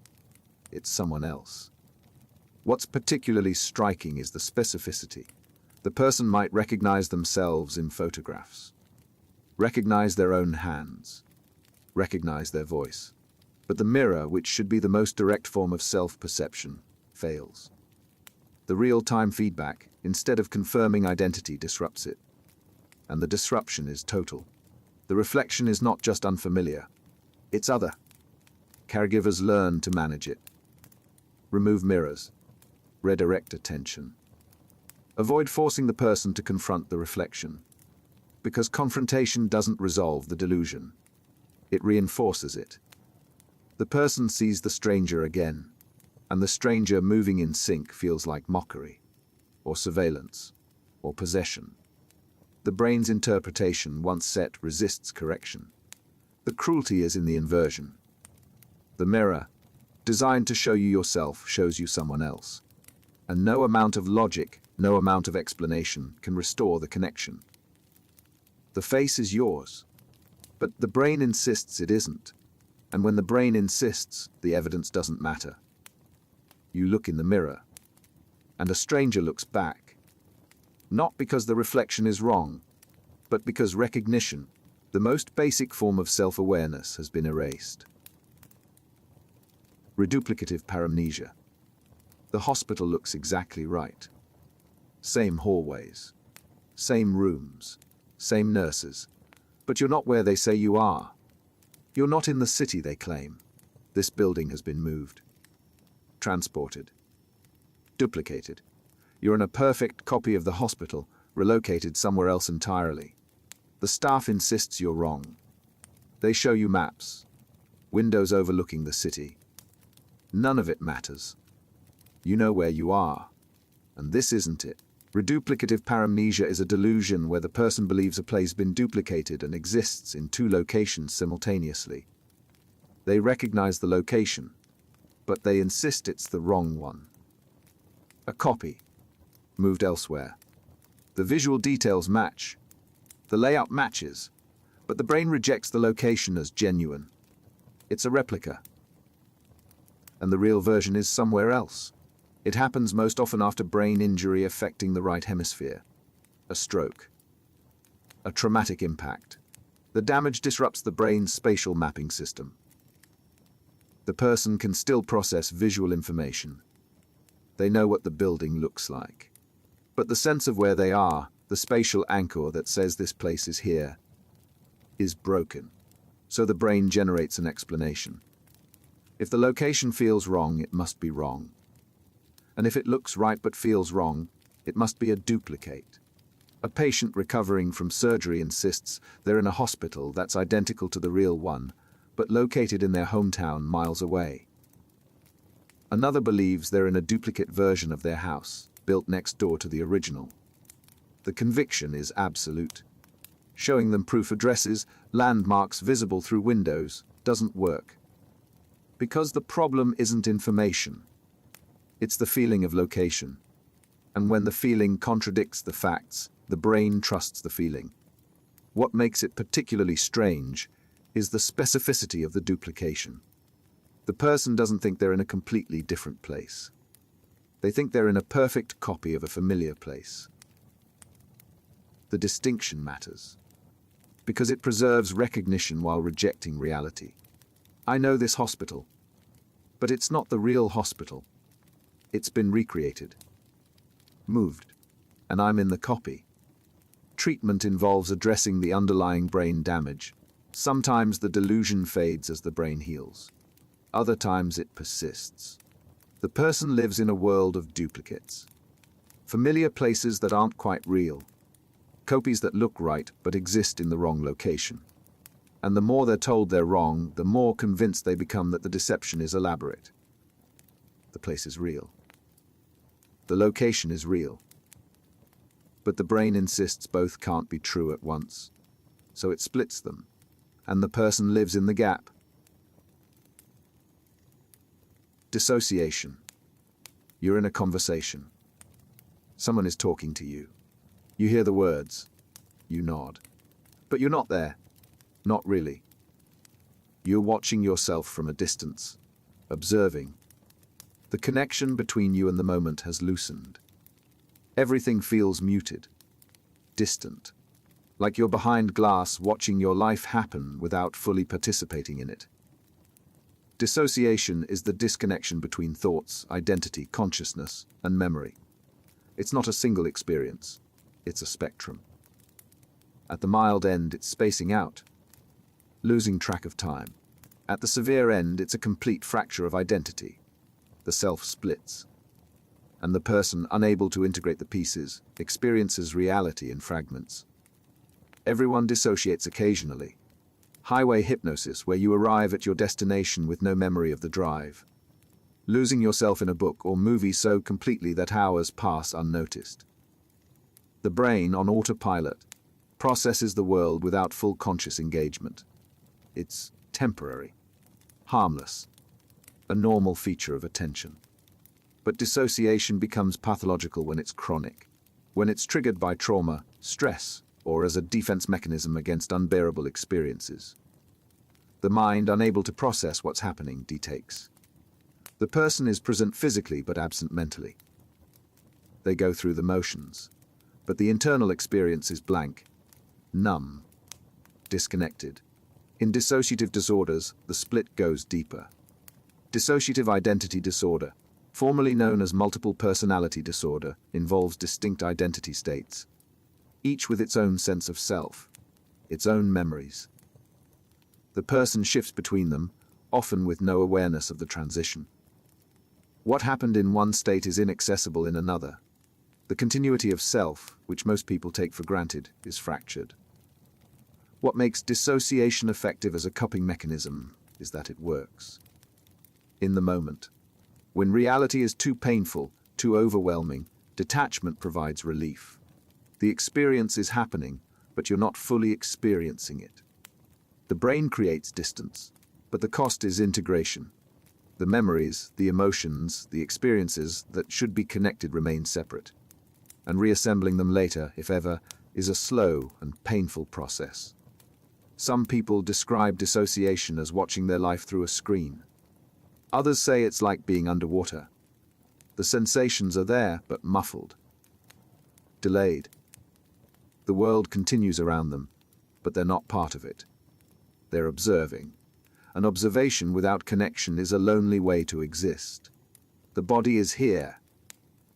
The mind is elsewhere, and the gap between them becomes the only consistent reality. Maladaptive daydreaming. You sit down to work. 5 minutes in, you're gone. Not distracted, transported. You're living in an elaborate fantasy, a story you've been building for years. Characters, plot, dialogue. It's so vivid, so detailed that hours pass. When you finally pull yourself out, the work is still untouched. The day is gone, and you've spent it in a world that doesn't exist. Maladaptive daydreaming is excessive, immersive daydreaming that interferes with daily functioning. It's not ordinary mind wandering. It's structured, intentional. The person creates intricate fantasy worlds and spends hours living in them. The daydreams are vivid, emotionally engaging, and compulsive. The urge to return to the fantasy is overwhelming, even when it means neglecting responsibilities, relationships, reality. The fantasies often involve idealized versions of the self, heroic scenarios, romantic relationships, adventures that provide the satisfaction, connection, or achievement the person feels is missing from their real life. The daydream becomes a refuge, a place where they have control, where things make sense, where they're valued, and the more time they spend there, the harder it becomes to leave. It's not officially recognized as a disorder, but the distress is real. People describe it as an addiction. They want to stop. They know it's interfering with their lives, but the pull is too strong. They set alarms, make rules, promise themselves they'll stay present. And then, without intending to, they're back in the fantasy. Hours later, they emerge guilt-stricken and behind on everything they needed to do. The trigger is often loneliness, boredom, trauma. The fantasy provides what reality doesn't, and once the brain learns that escape is available, it becomes the default response to discomfort. Stressed, daydream, anxious, daydream. The real world, with its unpredictability and demands, can't compete with a fantasy you control completely. What makes it maladaptive isn't the daydreaming itself. It's the replacement. The fantasy doesn't supplement reality. It substitutes for it. Friendships aren't maintained because the imaginary relationships feel more satisfying. Goals aren't pursued because the fantasy achievements feel more rewarding. And over time, the gap between the life being lived and the life being imagined widens until the real one feels like the distraction. The world inside the mind becomes more real than the world outside it. And the person, knowing this is a problem, still can't stop building it. Fantasy proneness. Some people live in two worlds. The real one, and the one they've constructed. The boundary between them is porous. A memory might be real, or it might be a story they told themselves so many times it became indistinguishable from experience. They're not lying. They genuinely can't tell the difference. The fantasy has merged with reality, and trying to separate them is futile. Fantasy proneness is the tendency to experience imagination as vividly as reality. The person doesn't just daydream. They inhabit the daydream. They see it, hear it, feel it, with the same clarity as actual events. And when the fantasy is over, the memory of it remains. Not as imagination, as experience. Which means their history is a mix of things that happened, and things they imagined so intensely they might as well have happened. It's more common than most people realize. Children often have high fantasy proneness. Imaginary friends feel real. Pretend play is immersive. But for most, the boundary solidifies with age. Fantasy becomes recognizable as fantasy. For others, the boundary stays blurred. The adult still experiences imagination with childlike intensity. And the result is a life where memory is unreliable. Not because they're forgetful, but because fiction and fact occupy the same mental space. People with high fantasy proneness are more susceptible to false memories. If they imagine an event vividly enough, the brain files it as real. They might remember a conversation that never happened, a trip they never took, a version of their childhood that contains invented details seamlessly integrated with genuine ones. They're not fabricating. They're remembering. The brain just doesn't flag which memories are accurate. It also makes them vulnerable to suggestion. Hypnosis works more effectively. Leading questions can implant memories, because the imagination is so powerful that a suggested scenario becomes a visualized one. And once visualized, it gets stored as experience. The person walks away with a memory of something that never occurred, convinced it's real, because subjectively it was. What's unsettling is the sincerity. They believe their own stories. They'd pass a polygraph, because the brain's model of truth includes the fantasy. There's no deception, just a perceptual system that treats vivid imagination as equivalent to lived experience. And when imagination is that powerful, reality becomes just one version of events among many. The past is a story, and for some, the story is part memory, part fiction, with no clear way to separate them. Body ownership illusion. An experimenter places a rubber hand on the table in front of you. Your real hand is hidden behind a screen. The experimenter strokes both hands simultaneously. The rubber one you can see, the real one you can feel, and after a few minutes, something shifts. The rubber hand starts to feel like yours. The sensation you're feeling seems to be coming from the hand you're seeing. And when the experimenter suddenly stabs the rubber hand with a needle, you flinch, as though it were real. This is the body ownership illusion, the phenomenon where the brain can be tricked into incorporating external objects into its sense of self. The rubber hand looks like a hand. It's positioned where your hand should be. And the sensory input, the stroking, matches between what you see and what you feel. So the brain, prioritizing coherence, integrates the rubber hand into your body map. It becomes part of you, even though you know it's not. The illusion reveals how flexible body ownership is. You assume the boundary of your body is fixed. Skin marks the edge of self. But the brain doesn't use skin as the boundary. It uses sensory correlation. If visual and tactile input align, the brain accepts the object as part of the body. And once accepted, the object is defended. Threats to it trigger real physiological responses. Increased heart rate, sweating. The brain, convinced the rubber hand is yours, reacts to protect it. The implications are broader than a lab trick. Amputees who use prosthetics often report that the artificial limb feels real. Not like a tool, like part of their body. The brain, receiving consistent sensory feedback, integrates the prosthetic.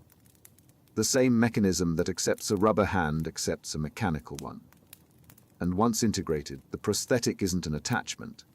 It's an extension of self. It also explains phantom limbs. The brain's body map doesn't update instantly when a limb is lost. The map still includes the missing part, so the person feels it. Itches, pain, movement. The limb is gone, but the brain's representation remains. And the representation, without correction, persists. The body ownership system is so robust that it continues to claim ownership of a limb that no longer exists. What the rubber hand illusion demonstrates is that selfhood, even at the level of the body, is constructed. The brain builds a model. And the model, when sensory input supports it, can include things that aren't you. The boundary between self and world isn't absolute. It's negotiable. And with the right conditions, the brain will expand that boundary to include the external. You are your body, until the brain decides otherwise. Rubber hand illusion. The setup is simple. A table, a screen, a fake hand. Your real hand is hidden. The fake one sits in front of you, positioned where your hand should be. An experimenter takes 2 brushes, strokes your real hand, strokes the fake hand. The timing matches. The location matches. You watch the brush move across the rubber fingers, and you feel it on your own skin. At first, it's just observation. You know the rubber hand isn't yours. But after a minute, maybe 2, the feeling shifts. The rubber hand doesn't just look like it's being touched. It feels like it's being touched. The sensation you're experiencing seems to be happening there. Not here. And when the experimenter suddenly threatens the rubber hand, raises a hammer, your body reacts. You pull back. Tense. As though the hand on the table is part of you. This is the rubber hand illusion, one of the most reliable demonstrations that body ownership is not fixed. The brain, given matching visual and tactile input, reassigns ownership. The fake hand becomes part of your body map. And once incorporated, it's defended like any other part of you. The threat isn't to a piece of rubber. It's to you. And your body responds accordingly. The effect is measurable. Skin conductance increases when the rubber hand is threatened. Heart rate spikes. The brain's defensive systems activate. Because the brain in that moment genuinely believes the rubber hand is yours. The rational mind knows it's fake. But the body's response bypasses rationality.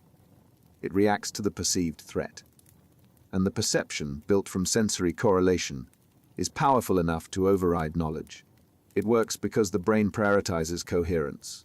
You see a hand. You feel touch on a hand. The location matches. The timing matches. So the brain concludes that hand is mine. The alternative, that the visual and tactile input are unrelated, is less coherent. So the brain rejects it and accepts the simpler explanation. The hand you're seeing is the hand you're feeling, even when it's not. Researchers have extended the illusion. Full-body versions, virtual reality versions. The principle is the same. Match visual and tactile input, and the brain will accept the external as internal. It's been used to reduce phantom limb pain, to help people accept prosthetics, to study how the brain constructs the sense of self. Because if the brain can be tricked into owning a rubber hand, what does that say about the ownership of your real hand? Is that fixed? Or is it just a sensory correlation that's been consistent your entire life? The illusion lasts as long as the input matches. Stop the synchronized stroking and the effect fades. The rubber hand becomes rubber again. But for those few minutes, it was yours. The brain claimed it, defended it, and treated it as part of the body. All because the signals aligned. Ownership, it turns out, is just a matter of timing. And the brain, when the timing is right, will claim anything. Perceptual aberration. The edges of things aren't quite right. Walls seem to breathe. Shadows move when they shouldn't. Objects in your peripheral vision shift, just slightly, when you're not looking directly at them. Nothing dramatic. Nothing you can point to and say that's wrong. Just a persistent sense that perception is off. Unreliable, like the world is processing through a filter that doesn't quite fit. Perceptual aberration is a subtle distortion in how sensory information is processed. It's not hallucination. You're not seeing things that aren't there. You're seeing things that are there, but the processing is warped. Shapes distort slightly. Colors intensify or fade. Movement appears where there is none. The distortions are mild, brief, but frequent enough to erode confidence in what you're perceiving. It happens in schizophrenia spectrum disorders, in people at risk for psychosis. The brain's sensory filtering system, which normally separates signal from noise, weakens. Internal noise bleeds into perception. And the result is a world that feels unstable. You see a pattern in the wallpaper shift. You know it didn't. But the perception was there. And the more it happens, the harder it becomes to trust your senses. The distortions are often visual, but they can be tactile. The sensation of something crawling on your skin when nothing is there. Auditory. Sounds that seem louder or more meaningful than they should be. The brain, overly sensitive, assigns significance to stimuli that would normally be filtered out. A passing car becomes a roar. A casual glance becomes a stare. The input is real. The interpretation is exaggerated. What makes it unsettling is the inconsistency. The distortions don't follow a pattern. They're random, unpredictable. You can't prepare for them. And because they're subtle, you can't always tell when they're happening. Was that movement real? Or was it the aberration? The doubt accumulates, and with it, a creeping uncertainty about what's actual and what's distorted. Over time, the person learns to second-guess their perceptions. They check, recheck, ask others if they saw what they saw. The world becomes something that requires verification, because trusting your senses when your senses are unreliable is a gamble. And losing that gamble means mistaking noise for signal, or signal for noise. Either way, reality becomes negotiable. The world is real. The perception is real. But the connection between them is unstable. And instability, when it's constant, is harder to live with than clear delusion. Misperception under stress. A soldier hears gunfire, except there's no gunfire. It's a car backfiring. But in the moment, the brain doesn't distinguish. The sound is processed as a threat. The body reacts, heart rate spikes, muscles tense, and by the time the rational mind catches up, the physiological response is already underway. The perception was wrong, but the reaction was real. Stress distorts perception. Under extreme pressure, the brain prioritizes speed over accuracy. It makes quick judgments, fills in gaps, and sometimes it gets things wrong. A shadow becomes a person. A harmless object becomes a weapon. The misperception isn't random. It's biased toward threat. Because in high-stress environments, missing a real threat is more dangerous than falsely identifying one. So the brain errs on the side of caution. And caution, in this case, means seeing danger everywhere. It's why eyewitness testimony from traumatic events is so unreliable. People report details that didn't happen. Describe weapons that weren't there. Identify suspects who weren't present. They're not lying. Their brains, under stress, constructed a version of events that felt accurate in the moment. And the constructed version, because it was experienced vividly, becomes memory. Police officers experience it. Soldiers experience it. Anyone in a high-stakes, fast-moving situation where mistakes can be fatal. The brain, flooded with adrenaline, shifts into threat detection mode. And in that mode, ambiguous stimuli get interpreted as threats. A phone looks like a gun. Sudden movement looks like an attack. The brain doesn't wait for confirmation. It acts. And the action, based on misperception, can have irreversible consequences. What compounds it is that the person in the moment is certain. The perception feels clear, immediate, real. It's only later, when the stress fades and the rational mind reassesses, that the error becomes obvious. But by then, the decision has been made. The action has been taken. And the misperception, though corrected in hindsight, has already shaped the outcome. Training can reduce it. Repeated exposure. Stress inoculation. Teaching the brain to slow down even when flooded with adrenaline. But it can't eliminate it. because the bias toward threat detection is hardwired. And under enough stress, hardwiring overrides training. The brain sees what it's evolved to see. Danger even when it's not there. Perception under stress isn't neutral. It's survival-oriented. And survival, when the cost of error is death, accepts false alarms as the price of staying alive. Synesthesia. You hear a violin and you see the color blue.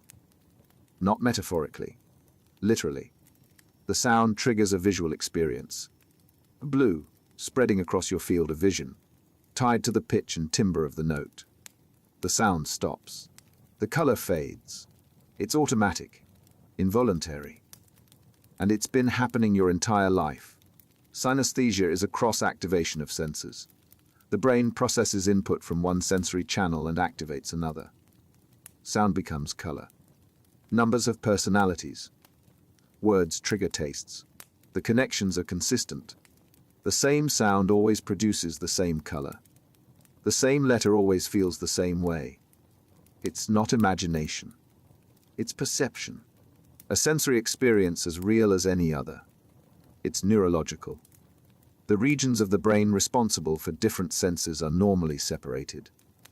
But in synesthesia, the boundaries blur. Activation in one region spreads to another. The wiring, slightly different from birth, creates persistent crosstalk.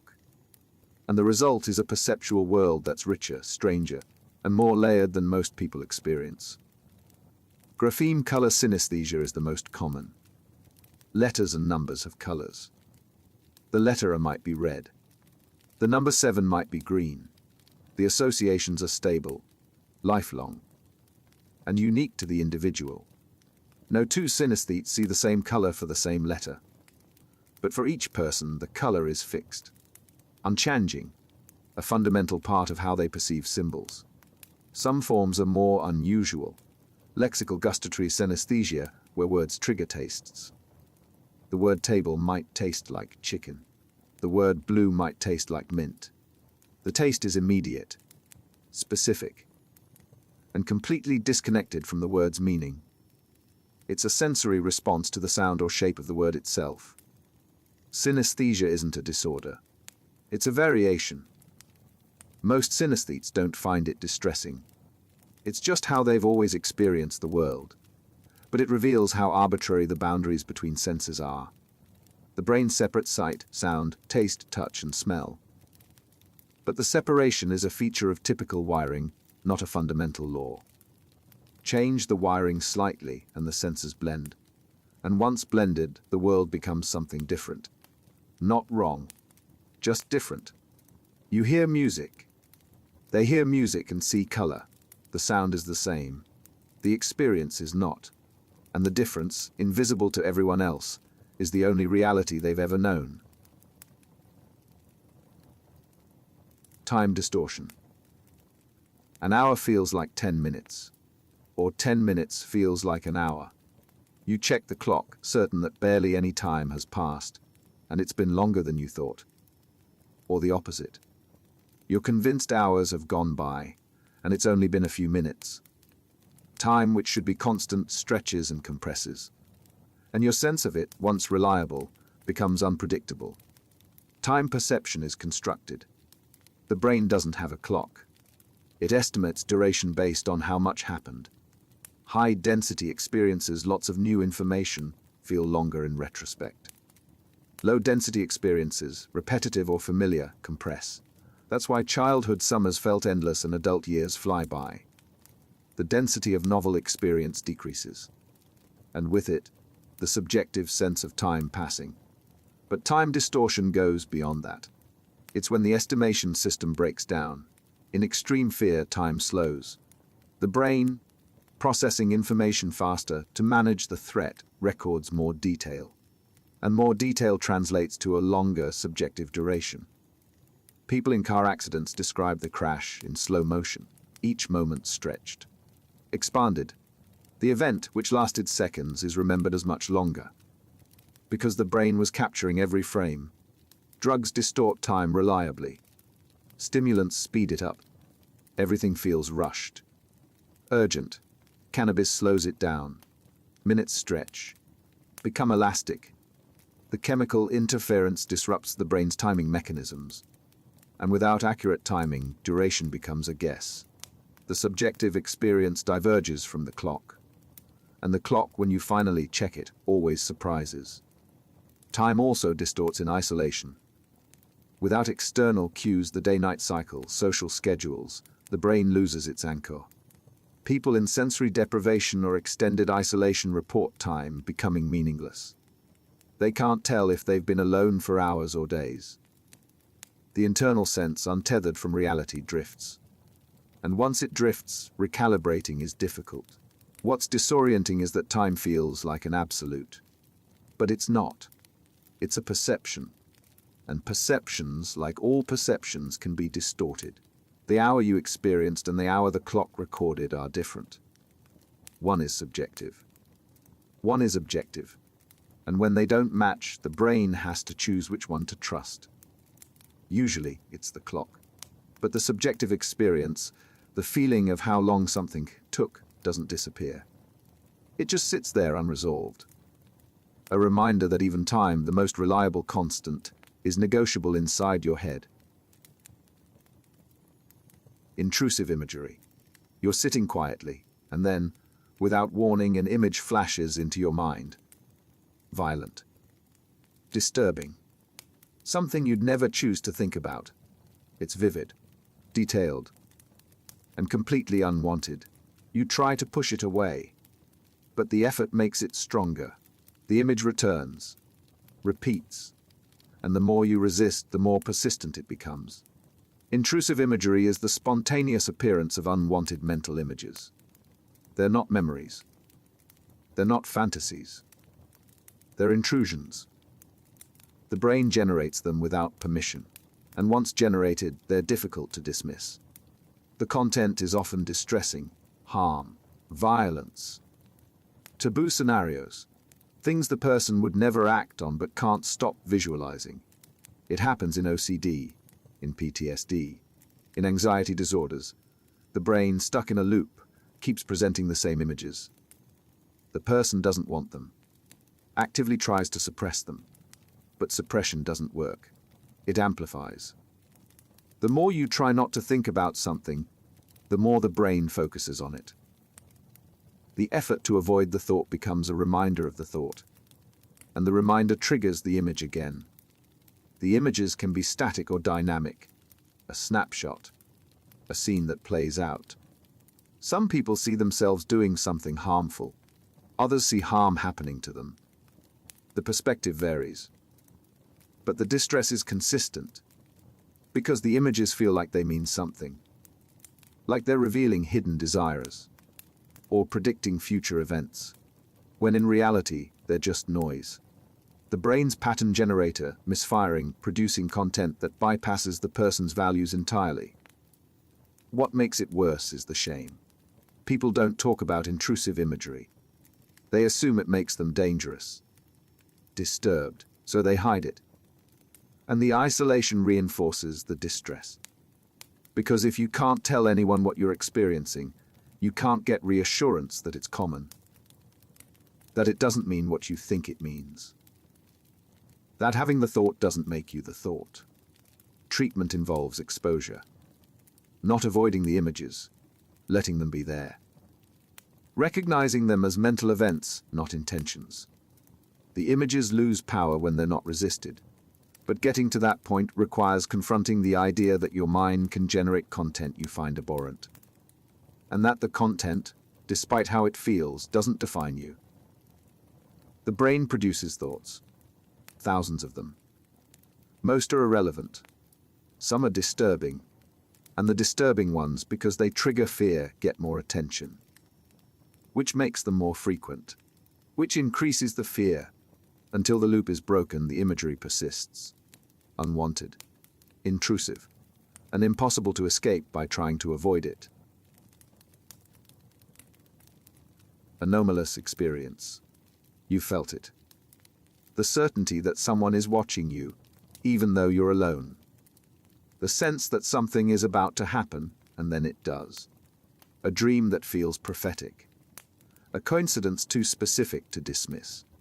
Experiences that don't fit into the normal framework of reality, but happen often enough that you can't ignore them. Anomalous experiences are events that seem to defy conventional explanation.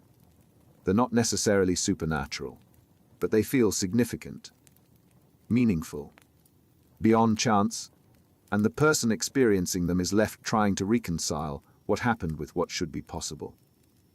Most people have them occasionally. Some people have them frequently. And for those who do, the experiences shape how they understand the world. They include a wide range of phenomena. Telepathy, the feeling that you know what someone is thinking. Precognition, the sense that you predicted an event before it occurred. Synchronicity, coincidences so unlikely they seem designed. The experiences are subjective.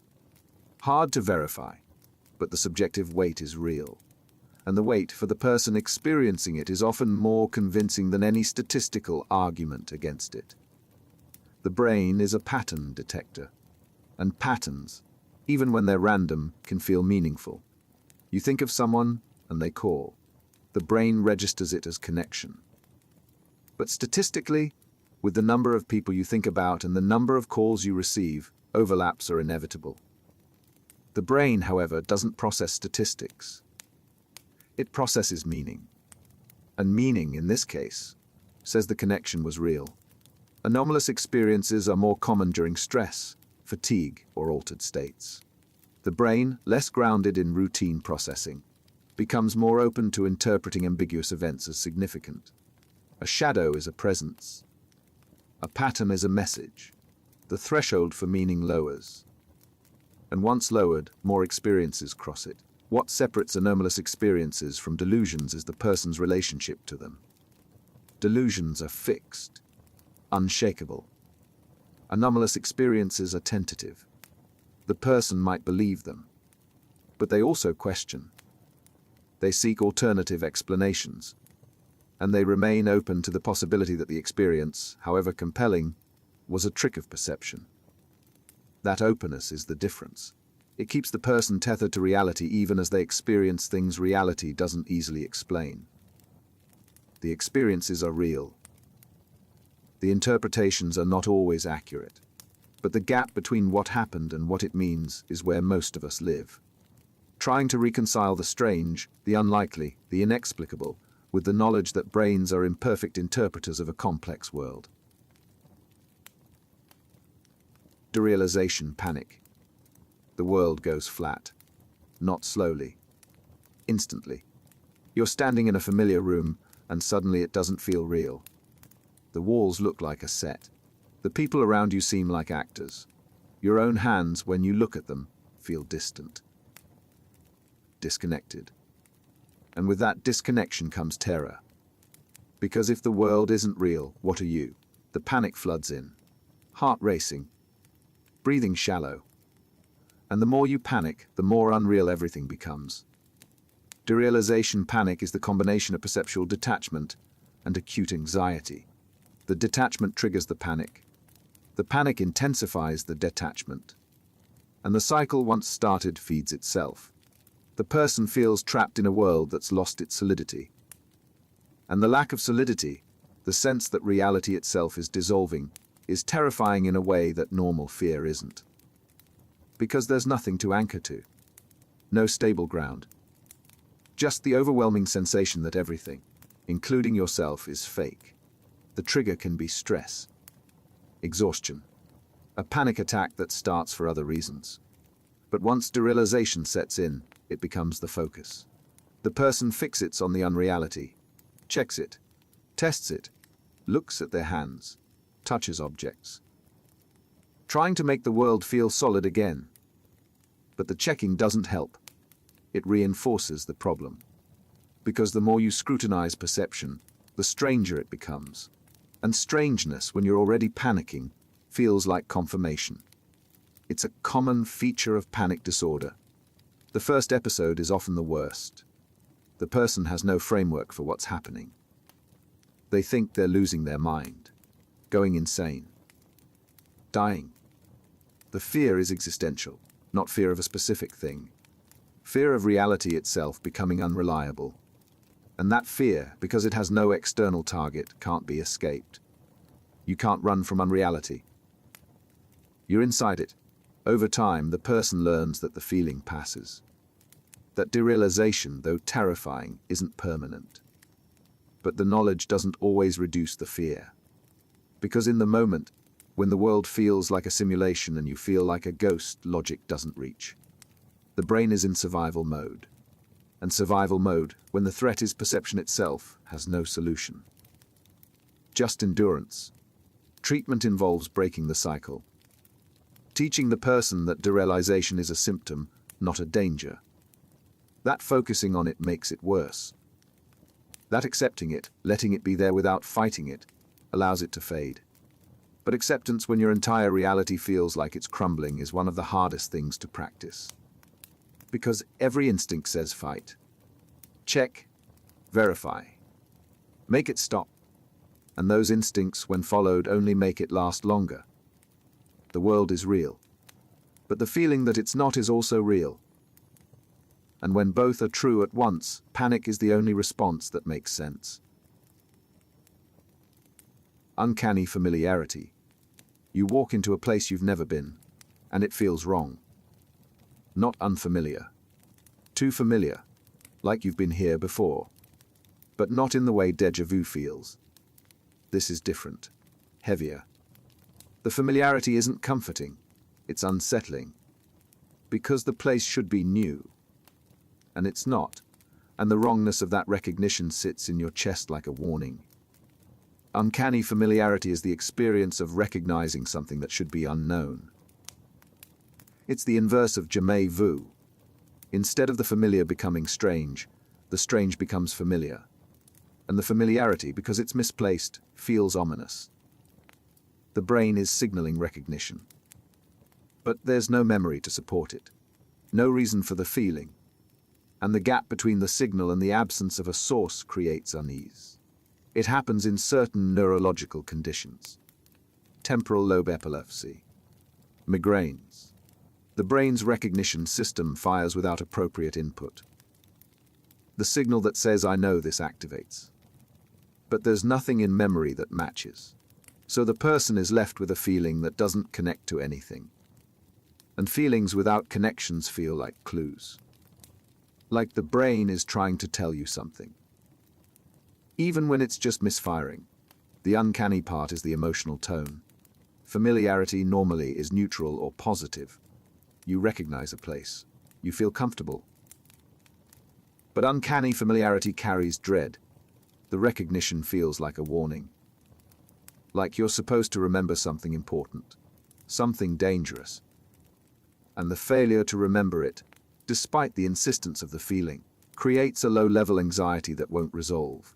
It's closely related to the concept of the uncanny in psychology. The familiar made strange. Or the strange made familiar. Either way, the boundary between known and unknown blurs. And when that boundary blurs, the brain doesn't know how to classify the experience. So it defaults to unease. Because uncertainty, in evolutionary terms, is a signal to be cautious. And caution, in the absence of information, feels like fear. Some people experience it in dreams. They're in a place that's completely invented, but it feels like home. Or like a place they've been warned about. The dream logic accepts it. But the waking memory of the dream carries the same uncanny weight. A place that never existed felt too real. And the reality of the feeling, despite the impossibility of the place, lingers. The recognition is real. The memory is not. And the brain, caught between them, generates a feeling that's familiar in all the wrong ways. Sense of foreshadowing. Something is about to happen.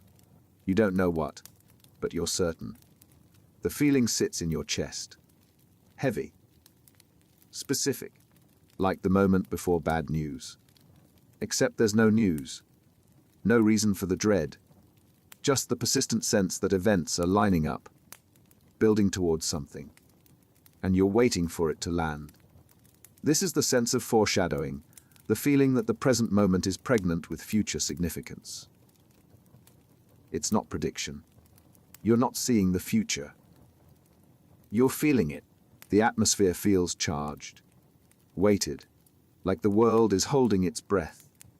And you, caught in that pause, are bracing for whatever comes next.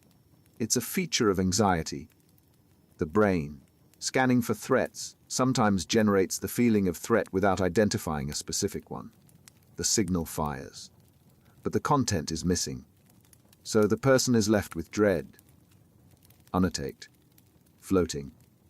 And floating dread, because it has no target, can attach to anything.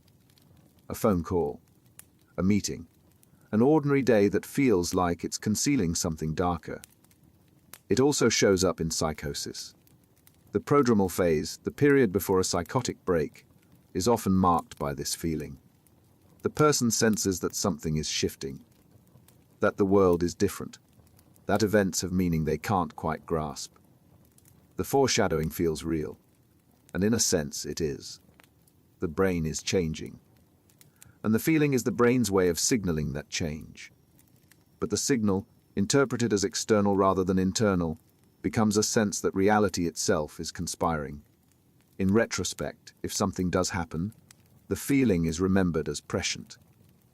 You knew something was coming, and it came. The brain, wired to find patterns, connects the feeling to the event. And the connection, once made, reinforces the belief that the foreshadowing was real, that you sensed it. Even though, statistically, the feeling occurs far more often than the events it supposedly predicts. But for the person experiencing it, the statistics don't matter. The feeling is vivid, urgent, and when it's followed by an actual event, the coincidence feels too specific to dismiss. The brain filed it as prediction, and prediction, when confirmed, becomes proof that the sense of foreshadowing wasn't just anxiety, it was insight. The future is always coming, but the feeling that it's arriving with intention, that the present is a warning, is just the brain, anxious and pattern-seeking, imposing narrative on randomness. Delusion of reference. The news anchor is talking to you, not to the audience, to you. The headline was chosen because you'd see it. The song on the radio contains a message. The stranger on the street glanced at you on purpose. Everything around you is connected, and the connection is you. The world isn't random, it's coordinated. And every event, every detail, is a signal meant for you to decode. This is delusion of reference, the belief that external events carry personal significance. That ordinary occurrences are messages. That the world is communicating, not metaphorically, literally. The person experiencing it doesn't just notice patterns. They're convinced the patterns are intentional, designed, and the design is centered on them. It's a common feature of schizophrenia. The brain's pattern detection system, already overactive, starts assigning meaning to randomness. A car honks. The person believes it's a warning. A billboard displays a phrase. The person believes it was placed there for them to see. The connections multiply. And the more connections the brain finds, the more convinced the person becomes that they're being watched, guided, or targeted. The delusion doesn't feel paranoid at first. It feels like clarity. Like the world, which seemed chaotic, is actually organized. And you're finally seeing the organization. The signals were always there. You just weren't paying attention. But now you are. And everything makes sense. The randomness was an illusion. The real structure, the one that's been operating beneath the surface, is revealing itself. But the structure isn't benign. Because if everything is a message, then nothing is neutral. A casual comment becomes a threat. A coincidence becomes confirmation. The person starts scanning constantly, looking for the next signal, interpreting every event as part of the larger pattern. And the pattern, because it's built from noise, can be shaped into anything.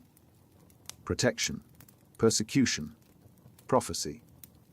The content varies, but the conviction remains. The world is talking, and it's talking to you. Treatment requires medication. Antipsychotics can reduce the intensity of the delusion, but the subjective experience, the feeling that the world was communicating, doesn't always fully fade, because the brain for a time genuinely perceived meaning in randomness. And that perception, once experienced, leaves a mark, a lingering sense that maybe, just maybe, the connections were real. The world is full of patterns, but the patterns aren't about you. They're just patterns. And the brain, when it's convinced otherwise, turns every coincidence into a conspiracy. Persecutory delusion. They're watching you. You don't know who they are, but you know they're there, following you, listening. They've tapped your phone, hacked your devices. They know what you're doing, what you're thinking, and they're waiting for what you're not sure. But the surveillance is constant, and the threat is real. You see the evidence everywhere. A car parked too long, a person looking at you twice. The patterns are unmistakable. They're coming for you. Persecutory delusion is the belief that you're being targeted, harmed, or conspired against. It's one of the most common delusions in psychotic disorders. The person is convinced that someone, or some group, is actively working against them. The threat can be vague or specific, but the certainty is absolute. And the certainty, because it's rooted in perception, resists correction. The brain's threat detection system, evolved to keep us safe, sometimes misfires. In persecutory delusions, it misfires constantly. Neutral events get interpreted as hostile. A stranger's glance is a signal. A delay in service is sabotage. The person starts connecting unrelated events into a narrative of persecution. And the narrative, once constructed, becomes self-reinforcing. Every new event that fits the pattern is proof. Every event that doesn't is reinterpreted until it does. What makes it so entrenched is that the delusion is unfalsifiable. If you ask for evidence and there is none, it's because they're good at hiding. If you ask why you're being targeted and the person can't explain, it's because the conspiracy is too complex to fully understand. The absence of proof becomes proof of sophistication.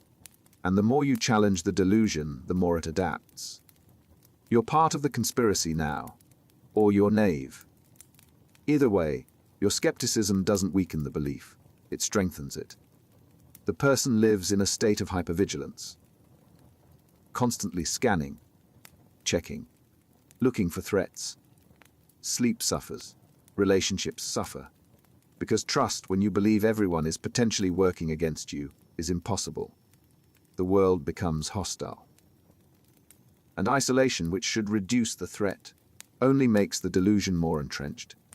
Because without external input to contradict it, the internal narrative is the only reality. Treatment involves antipsychotic medication, therapy. But the delusion, even when reduced, often leaves a residue. A lingering sense that something was real. That the threat, though no longer immediate, existed. And that residue, that doubt, makes the person vulnerable to relapse.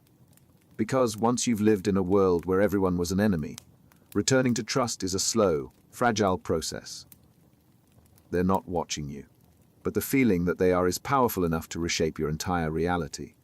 And reality, once reshaped, is hard to restore. Grandiose delusion. You've figured it out. The answer everyone's been searching for. You're special. Chosen. You have abilities no one else has, or a mission no one else can fulfill. The realization is overwhelming, but it makes sense. Everything in your life has been leading to this. You're not ordinary. You never were. And now, finally, the truth is clear. Grandiose delusion is the belief that you possess exceptional abilities, wealth, fame, or importance far beyond reality. It's not confidence. It's conviction.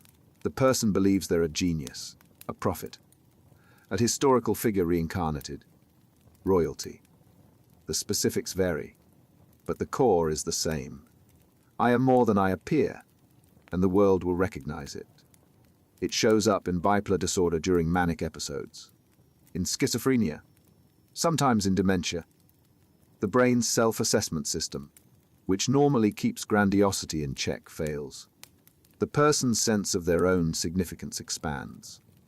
And the expansion feels like enlightenment, like they've broken through a limitation the rest of humanity is still trapped by. They're awake. Everyone else is asleep. The delusion can be relatively benign. The person believes they're destined for greatness. They make plans, pursue goals. The belief gives them energy, confidence. But it can also be dangerous. They spend money they don't have, make decisions without considering consequences, alienate people by insisting on their superiority. The grandiosity unchecked leads to destruction. Financial, social, physical. What makes it hard to treat is that the person doesn't see the problem. Grandiose delusions feel good. They're empowering, validating. Why would you want to give up the belief that you're special, that you're important? The medication, the therapy, all of it feels like an attempt to diminish you, to pull you back into mediocrity. And the person, convinced of their exceptionalism, resists. Crashes are inevitable. The world doesn't support the delusion. The recognition doesn't come. The abilities, when tested, don't manifest. And the gap between the belief and reality becomes undeniable. The person crashes. Hard. Depression follows mania. And in the depression, the grandiosity inverts. I'm not special. I'm nothing. The pendulum swings. And the extremes, both high and low, are equally distorted. But during the manic phase, when the grandiosity is at its peak, the person is living in a version of reality where they matter. Profoundly. Uniquely. And that version, however false, is more compelling than the ordinary one. Because ordinary feels like a lie. And the delusion, for all its inaccuracy, feels like the truth they've been denied their entire life. You're not special. But the brain, when it tells you that you are, is so convincing that the ordinary world feels like the delusion. And the delusion feels like clarity.